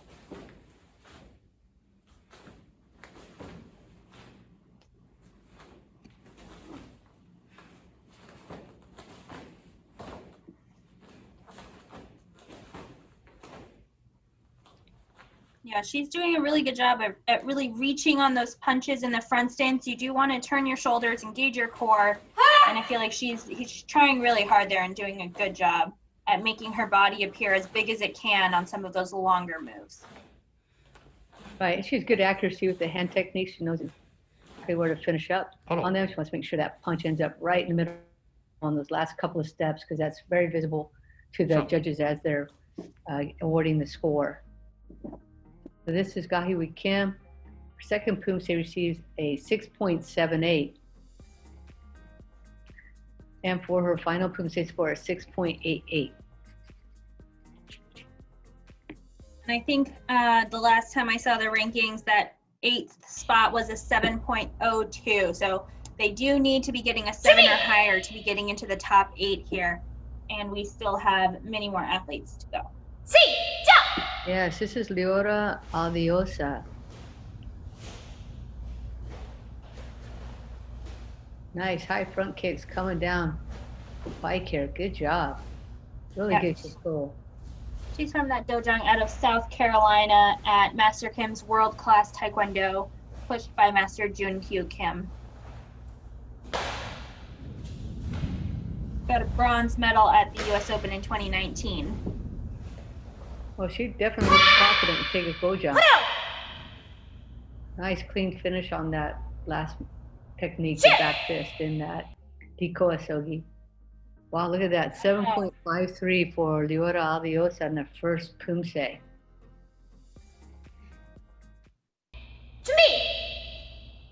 So is that our highest score so far, Miyako? I think that is our highest score so far, but we do know that we've seen a lot of scores drop in this second round. So let's see if she can beat. Right now, the score to beat is a 7.43. That back leg looks like it's trying to extend. She's almost there on that. It'll be a really clean picture if she would be able to get that back leg to be nice and solid in the front stance. Those kicks are just searing way up to the ceiling. That was really nice. I'm excited here. I want to see the score. Another huge score for her. Whoa, that was really off on that one. 6.92 following a 7.53.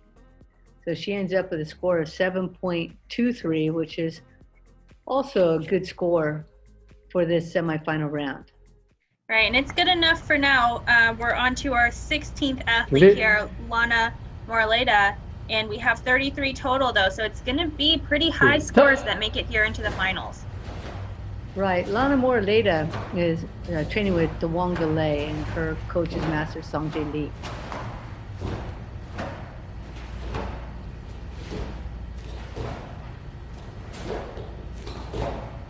So far, nice height on her front kicks. You can see that well above her head, even when she's going to the rear. Now looking for that extended, really nice side kick position. Yeah, she's been on the national team both in 2019 and 2020 for cadet team, female team. So really great athlete here. I think those side kick extensions were one of the best ones that I've seen so far. Wow, another high score for that first Poomsae, 7.57.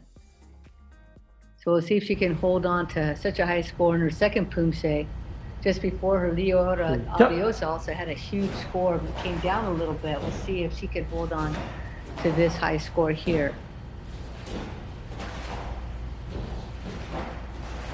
She had like no body dip on that round kick. It was really nice.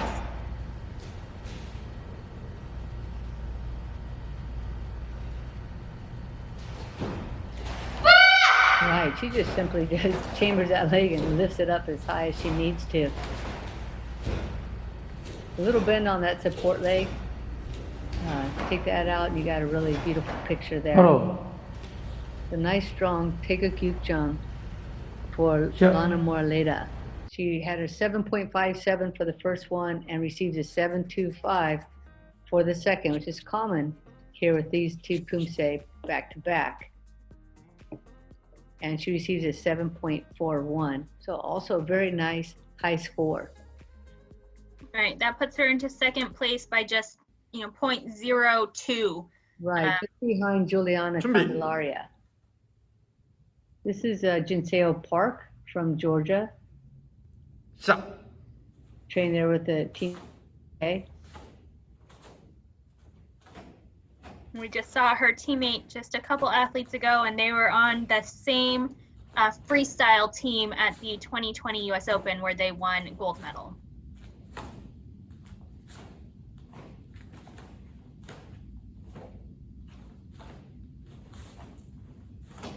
Wow, pushing high there. Looks like she's really put a lot of effort into working her side kick.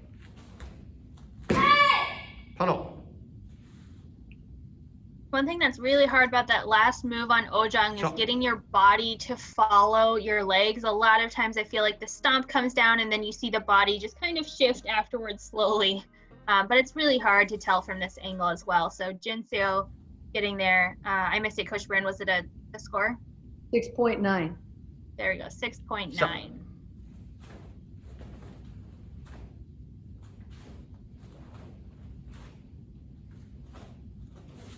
Here's Jinseo Park working her way through Taeguk Yukjang, really trying to push up from the floor, drive up to get that high front kick.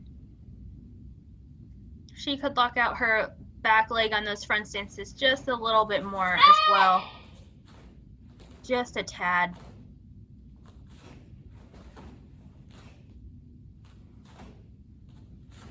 She's also still just 11 years old, so she turns 12 this year.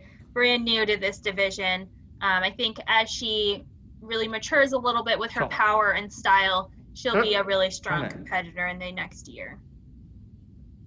That's Jinseo Park. Received a 6.9 on her first Poomsae, and not too much of a difference on the second one, 6.82. There have been quite a few much bigger gaps between the Poomsae and other competitors. So she receives a total score of 6.86 and is surrounded by other athletes at around the same score. This is Kalea Lano, and she trains with Yao Taekwondo in California. So we are just past the halfway point. Kalea is the number 18 athlete in this division. We have 33 total.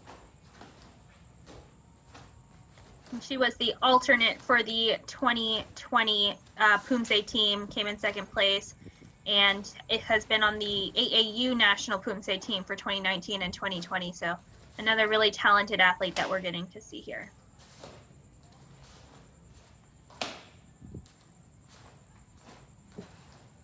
She looks like she's putting a lot of effort into kind of going the smooth route, right? Trying to make everything look really pristine as she goes through the Poomsae, and she's well rewarded with a 7.1. In our episode here, we've had the Cadet Green and Blue and Red Belt females, and now we're just past the halfway point with the Female Black semifinal round, and this will be the final division of the episode.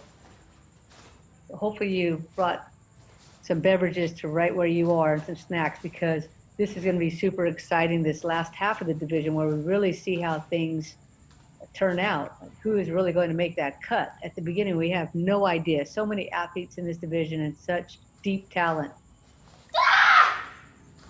And there's Kalea really pushing high on that ground kick, trying to finish up really strong and really smooth with not too much body movement is what she's looking for.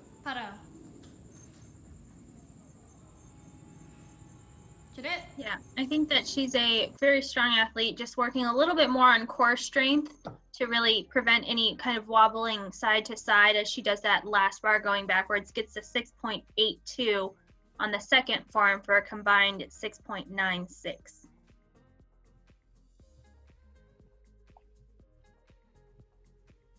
And here's our standings. We have Juliana Candelaria holding on to first place there, followed by Lana Moraleda, Naomi O.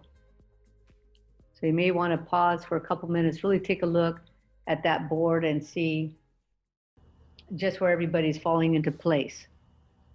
Jimmy. This is John Legaspi. C. Jack.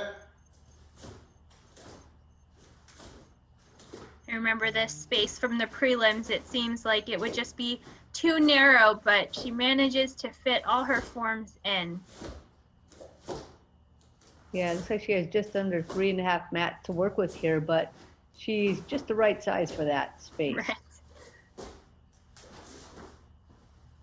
Right, if you just kick vertically, then you have no problem.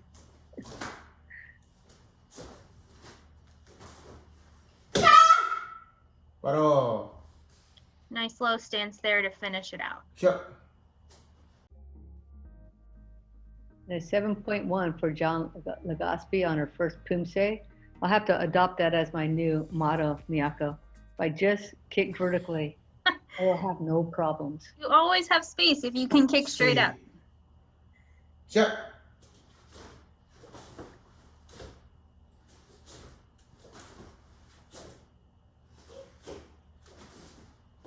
He is a 2020 U.S. Open silver medalist in the, I believe, freestyle female individual division.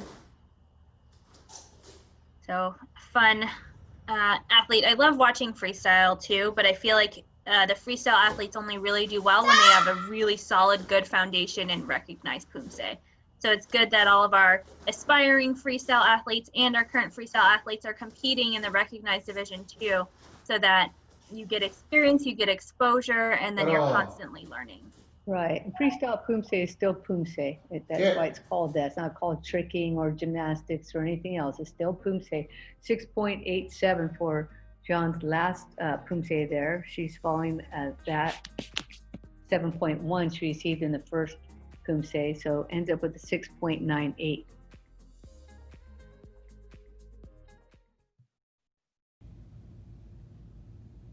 Oh, so next up we have Sabrina Kim. And Sabrina is out of Rochester, New York from Master Kim's Taekwondo. Her dad is the master on the right there, Master Sung Kim. And she helps out at their studio. She teaches classes all by herself. So this is a really talented and driven young lady.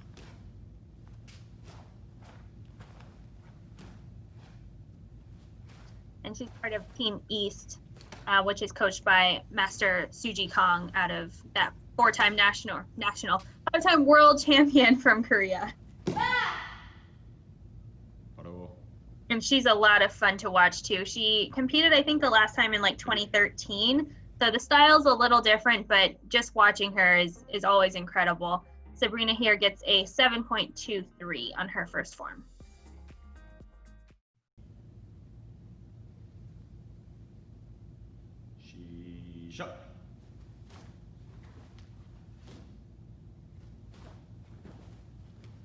And a lot of these cadet athletes making it look so easy to reach for the stars on these kicks. Right, if you have the flexibility, it's can you generate power on the way up while keeping it relaxed, and then can you control and get into that next stance with your hands landing at the same time, all in control. And that's where I think the next step after the flexibility. Yeah, a lot of the young athletes spend a lot of time on those kicking techniques, and it'd also be wise to spend a lot of time on the power of the hand techniques. So as they develop an age that they can also develop in their power. So that's something that they all might want to discuss with their coaches about, how to generate more power with their core, moving them through their hand techniques.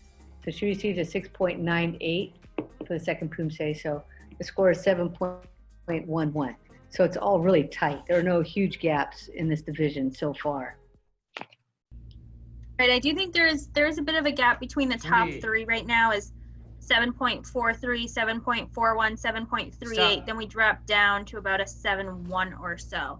There's a little gap there between the top three and everybody else, but the rest of the division is really close. Right, it's a few 7.1, 7.11, 7.12, so right in there, it's really tight. This is Valerie Larson from, of course, U.S. Taekwondo Center. Right, out there in Colorado, coached by Master Sean Jung. We saw a lot of her teammates in this division in the prelims, and that was really great getting to see how many young cadets and juniors that they have coming out of that school. That was a fun Taekwondo Jung. A lot of nice reach and extension off of those side kicks. You see the 6.8 for that.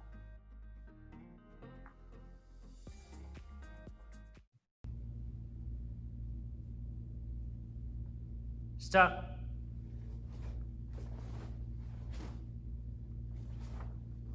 So I give a lot of credit to the referees doing these divisions. They're so long and their memories have to be so sharp to remember all the scores that they've given so far in the division to make sure that they're staying fair and, you know, just non-fatigued as they're watching the athletes.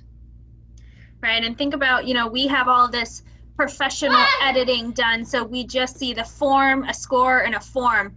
But to actually sit there and do all the scoring, it takes a lot longer. So our episode today is just about 2 hours, a little bit more, but for them to score all these divisions takes more hours on top of that. So it is a difficult job, and I really do think that you can learn a lot from becoming a referee. So check out that upcoming referee series USAT is doing. Valerie here getting a 6.95 on her Yukjong for a combined score of 6.88. Yeah, she was able to boost up her score between the Poomsae, so good job to Valerie Larson for her Tiguk Yukjong. I thought her first one looked really strong, so it was fun to watch her second one, even higher score. So here's Eileen Jung, and she's from I Tiger Taekwondo,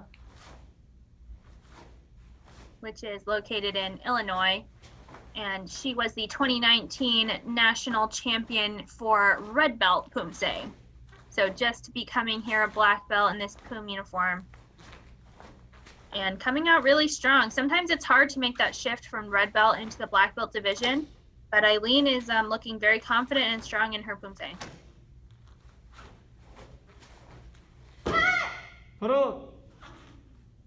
Could sink just a little bit lower and maybe even just take a little bit more time to finish some of those motions before moving on, but really strong overall.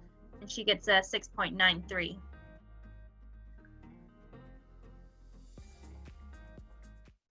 To me.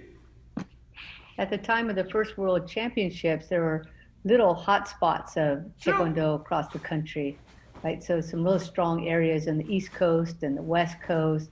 Those were the first group of pioneers, we'll say, with competitive Taekwondo. And then since that time, it's really exploded. It's been nice to see the development across the country. So we, in this division, have athletes from New York and Arizona, Texas, Illinois, California, Maryland, from all over the country. So it's been really fun to watch this division. It makes me feel real positive about our development as a U.S. team going forward, that we'll have athletes from all over the country representing us. Sure. That was Eileen Jung. Her second Poomsae came in at 7.18, so higher than the first, which scored a 6.93. And so she receives a total score of 7.06. So I'm really looking forward to seeing that standing board again to see where we are. Right, that score just keeps going up and up for the finals cutoff. I believe now it's probably closer to 7-1, but we'll see when we see those standings. But here we have Aubrey Yamashita. Aubrey's from Pleasanton, California, trains at Sky Martial Arts, and she's coached by Grandmaster Jun Yoon. Just competed in her first nationals in 2019. but looking here very confident and comfortable with this ojang.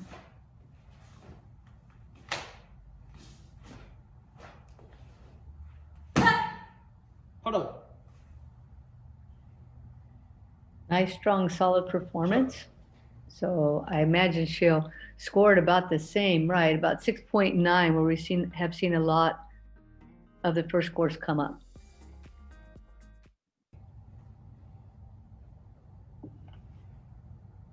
시작.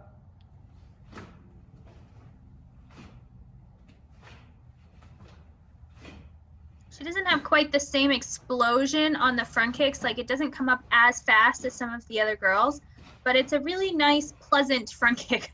Like, it's very accurate. It looks good. It goes up easily. It's just not quite as fast getting up there. Right. Her extension is full. She's really trying to go off on that. There was a little misstep there following that round kick, a little bit overstep. So this may impact her getting back to her mark. Trying to get her off of that little cheat step. We've all done that before a million times, so don't feel bad about that, Aubrey. So her score came in at 6.68. That might have gotten noticed there. So after her first Poomsae at 6.9, she receives a total score of 6.79. And one thing that you can do that my team will do before tournaments is on the forms where it's really hard to hit your mark, just practice cheating a few times. Go too far back and cheat your way back to your mark. If you start on Paljung over to the side, practice going to the right spot. Obviously, you want to know how to do it correctly from the beginning, but if it's the tournament day and you know you have a Paljung or something, head back is another one. I always end up behind my mark. Just practice a little bit and just know that you have that in your toolbox. Coach Brand's looking at me like I'm crazy as a coach, but as an athlete, I feel like you just gotta know how to cheat to your spot sometimes. This is Julia Cho from East Taekwondo, and there is no cheating in Poomsae, Miyako. Just do it correctly. Coach Brand, acceptable. Just do it correctly, Miyako. 6.73 for Julia Cho's first Poomsae. My goodness, let's not encourage the youngsters. Julia Cho trains out of New York with Miracles Taekwondo and Master CG Kung. And she's a national bronze medalist in 2019 in the youth division, so just coming into this cadet division as a 12-year-old. She's really trying to boost up these front kicks to vertical, as you can see. That right leg did have correct foot position, or I should say the right one did. I'm not quite sure about the second. That one went up pretty fast. A little bit of piking on the round kicks. You don't want to have your body bend at the hips. You want that head to be in line with your foot and your hips all in line. It's tough for these young athletes, but they have plenty of time, as we discussed earlier, to make sure that their body is fully aligned, meaning the head, shoulder, hip, knee, and foot all on the same line.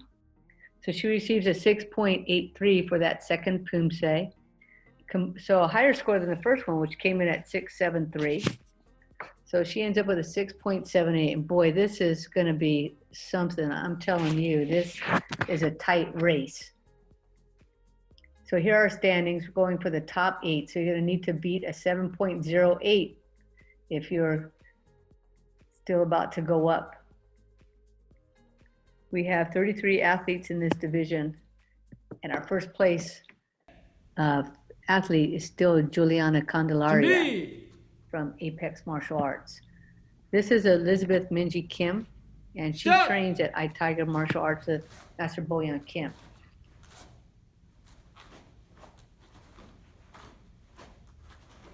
So she looks like she's trying to put a lot of power into it. Sometimes we move our core just a little bit too much, so it creates a lot of extra movement that we might not need. So she has a little trimming to do, but I really appreciate her effort in trying to get as much power as possible. Nice solid finish after the side kicks. Good job on that. And then nice strong finish. Wow, she was really trying to power up through that whole Poomsae. Good job to Elizabeth Minji Kim on her first Poomsae take of Ojang. Gets a nice score, 7.23. Good job on that. That's gonna help her get into finals. Yeah, if she can keep up that score in the 7 or closer to her first score, she'll definitely have a chance at making it to the semis. And I think that's the power coming through, because she doesn't have as high of kicks as those first 3 athletes, but good power, clean push coming through. So different styles can be appealing to the referees. Yeah, her accuracy and extension on her hand techniques is really strong.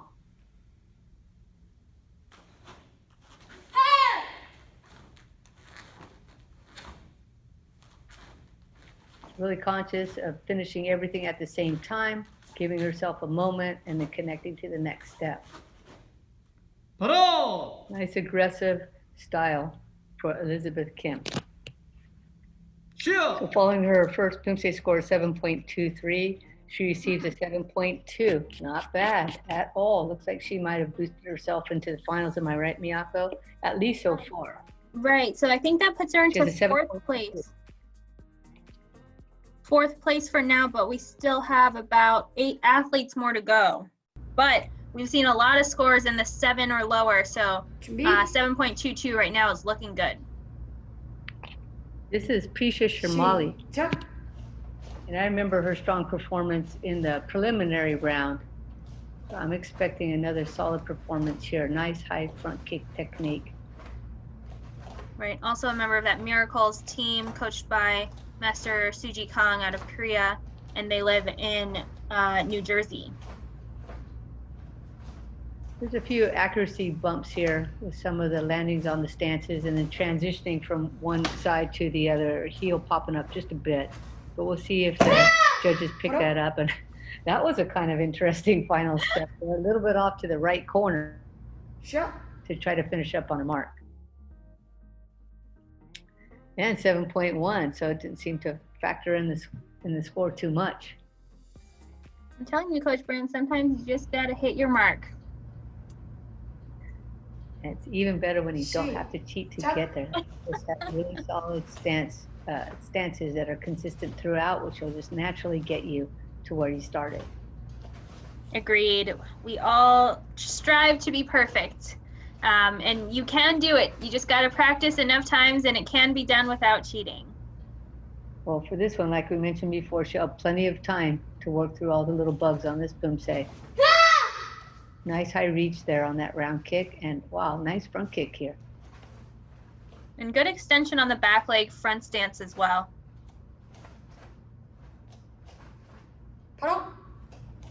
Good job to Prisha Sharmali on that one. So she received a 7.1 for that first Poomsae and follows it up with a 6.98. So she's going to end up right at 7.04. Is that just under the mark there, Miyako? Yep, we had 3 athletes with the 7.08, and only the top one was in, but I actually think that maybe Elizabeth Kim just knocked those 7.08s out. So now that score might be a 7.1 to beat. So this is Sydney Avarientos, and Sydney is from Connecticut, world champion Taekwondo. Coached by Master Cho Leon Kim. And she got a bronze in the female cadet Poomsae at the 2020 US Open. Nice, tall, long legs, slightly different body type than a couple of the last athletes. If she gets that extension and lock on her stances and kicks, it'll be really nice.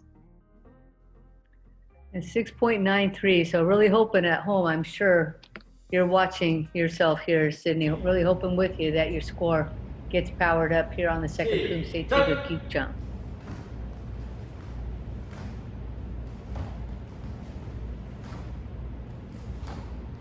You have a few accuracy hits here, some of the hand techniques ending just off their target. And that might come up again after this second ground kick here, this left one when she makes this turn. Middle block's a little bit on the low side, as we'll see right after this front kick. A little bit low there. We want that just at about the shoulder height.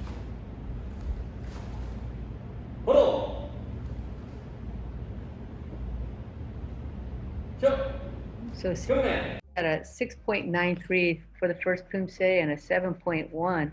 Wow, for the second one. So a nice little boost. Ends up with a 7.02. So we have 6 athletes to go in the division.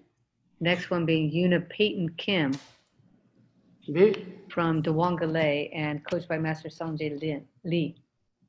시작.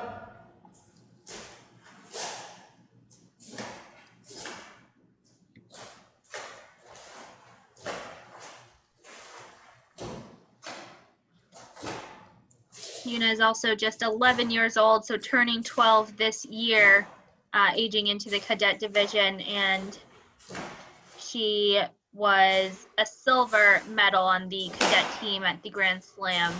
So alternates to the national team, but it looks like she's wearing a national team belt, so she must have been on the team for something else as well.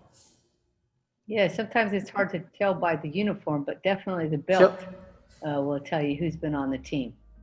So she receives a 7.2 for her first Poomsae. She looks very similar to her teammate, Yerick Paige Kim, who received a 7.1 total score. So let's see if she ends up around that level there.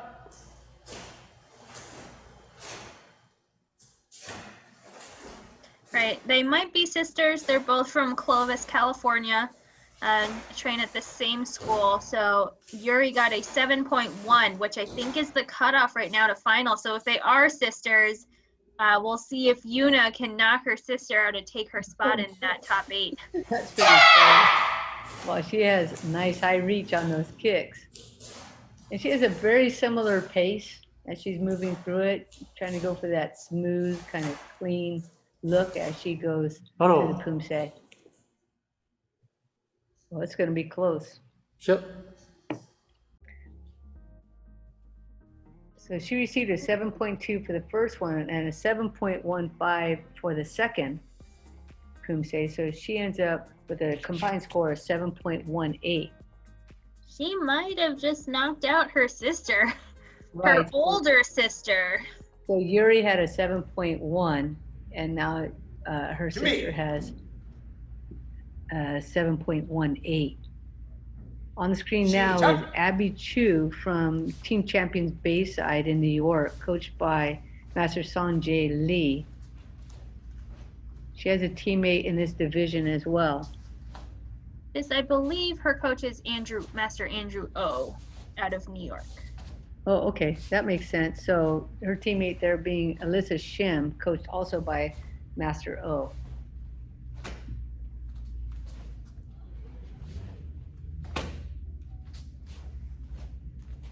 And she's one of the more petite cadets that we've seen, just a little bit shorter than some of the other girls, but able to be really steady and showing some nice moves here. And she gets a 6.77 on her Ojang.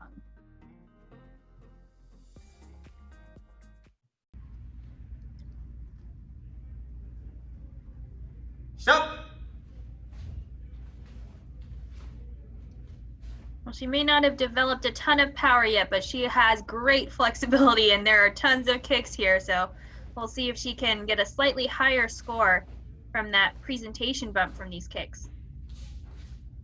Yeah, she does have great flexibility and a really good back stance. So I think bringing up her front stance to that same level would be her next step, so that she appears very strong and not collapsed. And that was one of her better ones there. But sometimes that back knee is not wanting to behave.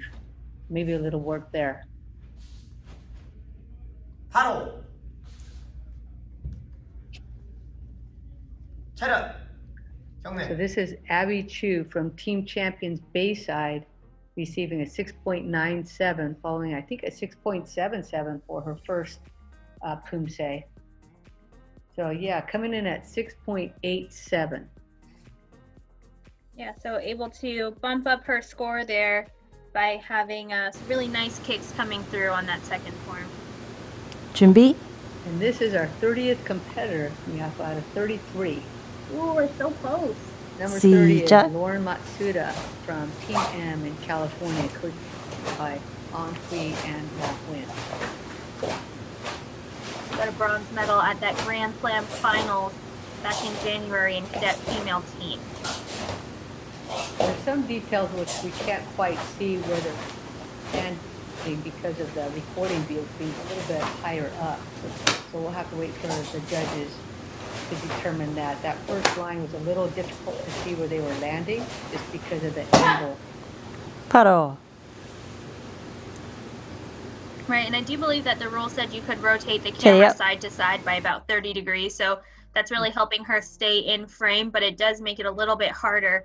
And you did see here is a deduction of 0.3 on her form, so that 6.6 would have been a 6.9 without the deduction. 시작.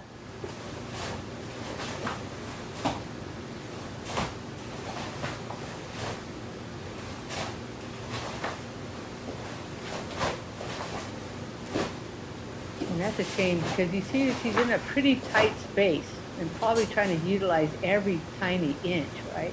So I've seen some athletes who've had to like open up a door to their garage space in their home and then like try to record from inside the house, but be recording what's happening in the garage. So this is another tight space, and it's unfortunate that that deduction occurred in the first one because of that, because you can see she's trying to do her level best in the space that she has available to her. 체리업. Right, if she still doesn't have access to a dojang, maybe next time open up the garage door and film from outside coming in. May not be the greatest backdrop, but 6.83 on the second form. So her score would definitely be higher without that deduction because she has a lot of talent and a lot of potential here. Total of 0.72 for Lauren Matsuda. And here are the standings. We have Juliana Candelaria still in first place, followed by Lana Moraleda and Naomi O in third.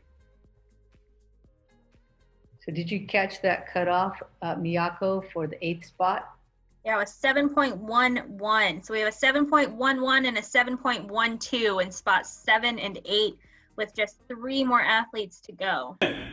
Oh, this is crazy. This is Valentina Glines. 시작. So even though we're nearly at the end of the division, we still don't know who's going to make it, which makes it super exciting. You have to make sure you watch the entire episode in order to find out who's making that cut. Valentina is from San Pedro, California, trains at National Taekwondo Center at Ranchos Palos Verdes, coached by Grandmaster Kun Yi.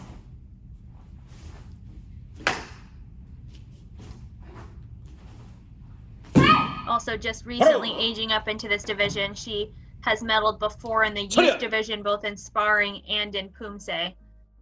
Wow, look at that. 7.33. That could shake things up a bit.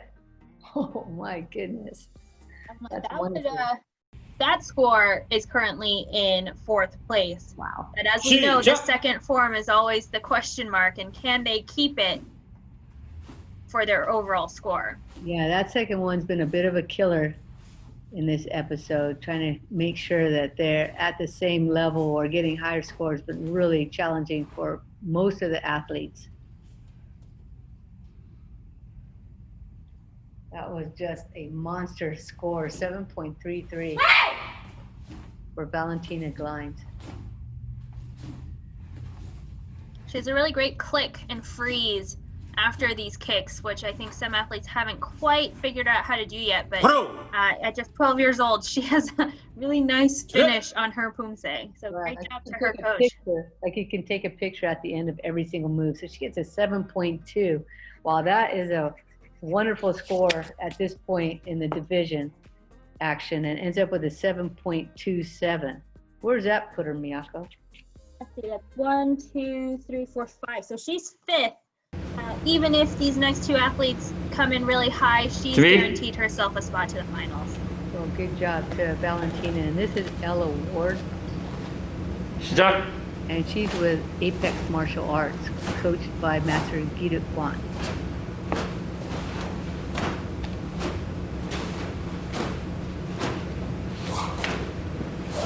Pretty good accuracy there, making sure there's a clean difference between the fill trim height and shoulder height blocks and strikes. Again, her pace is very deliberate, trying to make sure she finishes everything, but she does have a little bit of up and down movement, as she goes from side to side. So that's maybe one thing that she can focus on. That transition was pretty nice though. The last few turns, much better than at the beginning of the Poomsae. Shield. So this is Ella Ward getting another great score, 7.2. Wow. Well, let's see. It's going to be so close. We have a 7.12 hiding in there for points. And she's also kicking straight up. If she gets these vertical kicks, it'll be a fight for this 7th and 8th spot. So we know all these competitors are strong because they made it to the first cut, right? I think we had 65 or so cadet females in the preliminary round, down to 33. So every single one of them is strong. We don't have any athletes here in the 5 ranges, for example, in scores. Everybody's up in the 7s. High 6s and 7s, absolutely. High 6s and low to mid-range 7s. Sure. So that was Ella Ward from Apex Martial Arts on our second Poomsae, getting a 7.17. So again, it's going to be tight here. Her final score ends up at a 7.18. So I think that definitely sneaks her in over Megan Kim, who went first and had that 7.12. And we have just one more athlete here. This is Maggie Miyako Shiba.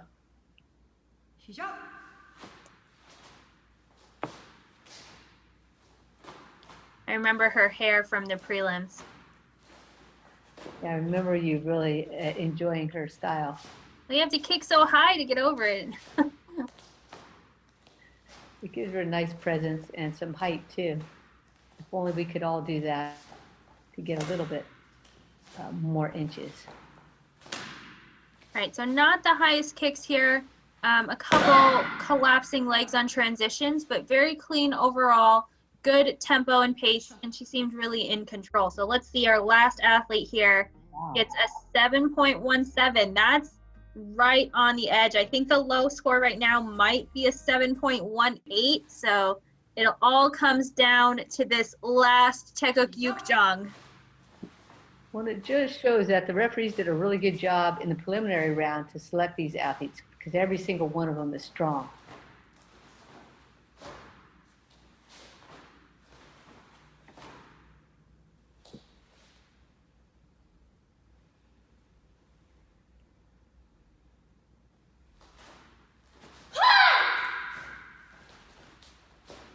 Maggie's coming out of Utah Shiba Taekwondo, coached by Master Shiba, Master Salzberg, and Master Pace Sparring. Well, this is a nail biter right here to see how she scores on her second Poomsae. She's going to propel herself into the final round. She receives a 6.97. Combined with that 7.17, let's do the quick math here. I think that is, a 7.07. I don't think it was quite enough to get into the finals, but a great performance by Maggie Miyako Shiba. So here's the standings there. 1 to 8 is who we're taking to the finals. Starting off with Juliana Candelaria with a score of 7.43, and the number 8 competitor, Yuna Peyton Kim, with a 7.18. So first, second, and third, Juliana, followed by Lana Moraleda and Naomi O.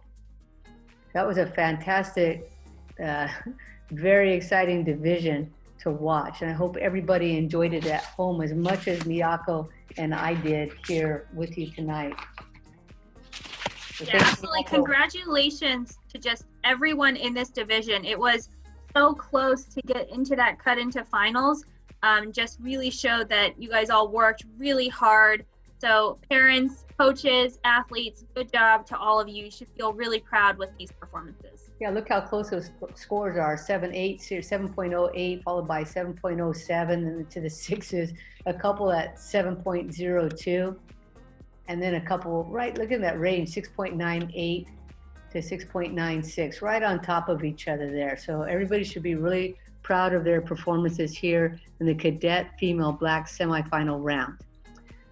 We'll have the final round for this division in an upcoming episode of Summer of Poomsae. So Miyako, thank you very much for joining me here on this episode number 6.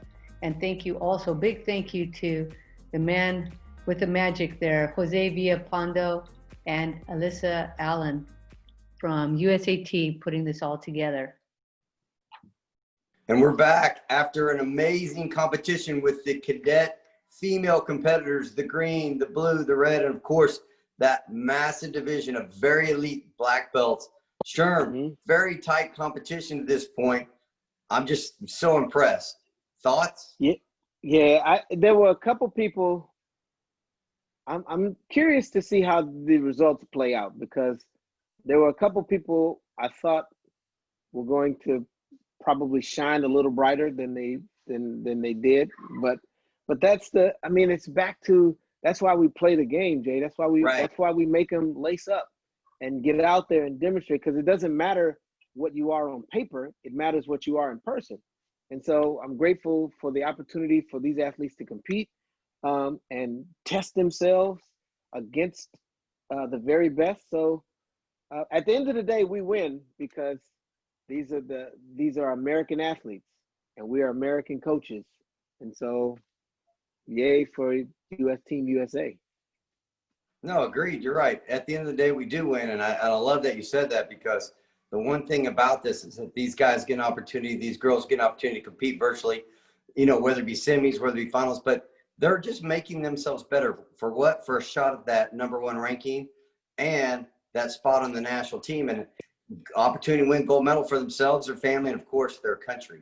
So, you and I both we've know been there, man. There deal. is nothing like making that medal stand. When you have worked hard and you've given your all and your number pops up and you get to stand on that podium, there is nothing like it. And for them to experience it at 12 and 14, it's just rehearsal for future endeavors. And, we build champions through process, and the process begins now. So I'm excited. I'm excited for them. I'm excited to watch these finals. Because just when you think you know how the final is going to turn out, somebody surprises you and you're like, I didn't see that coming. So, and that's a good thing. That's a great thing that there's still surprises left. So we'll be back. We get to our juniors next, right? I think we have our juniors coming up. We do. Excited to see some junior Poomsae coming up. So thanks for watching and staying with us. This is USA Taekwondo Summer of Poomsae, and you've been chopping up with your hosts, Jason and Sherman. Look forward to seeing you guys in the next episode.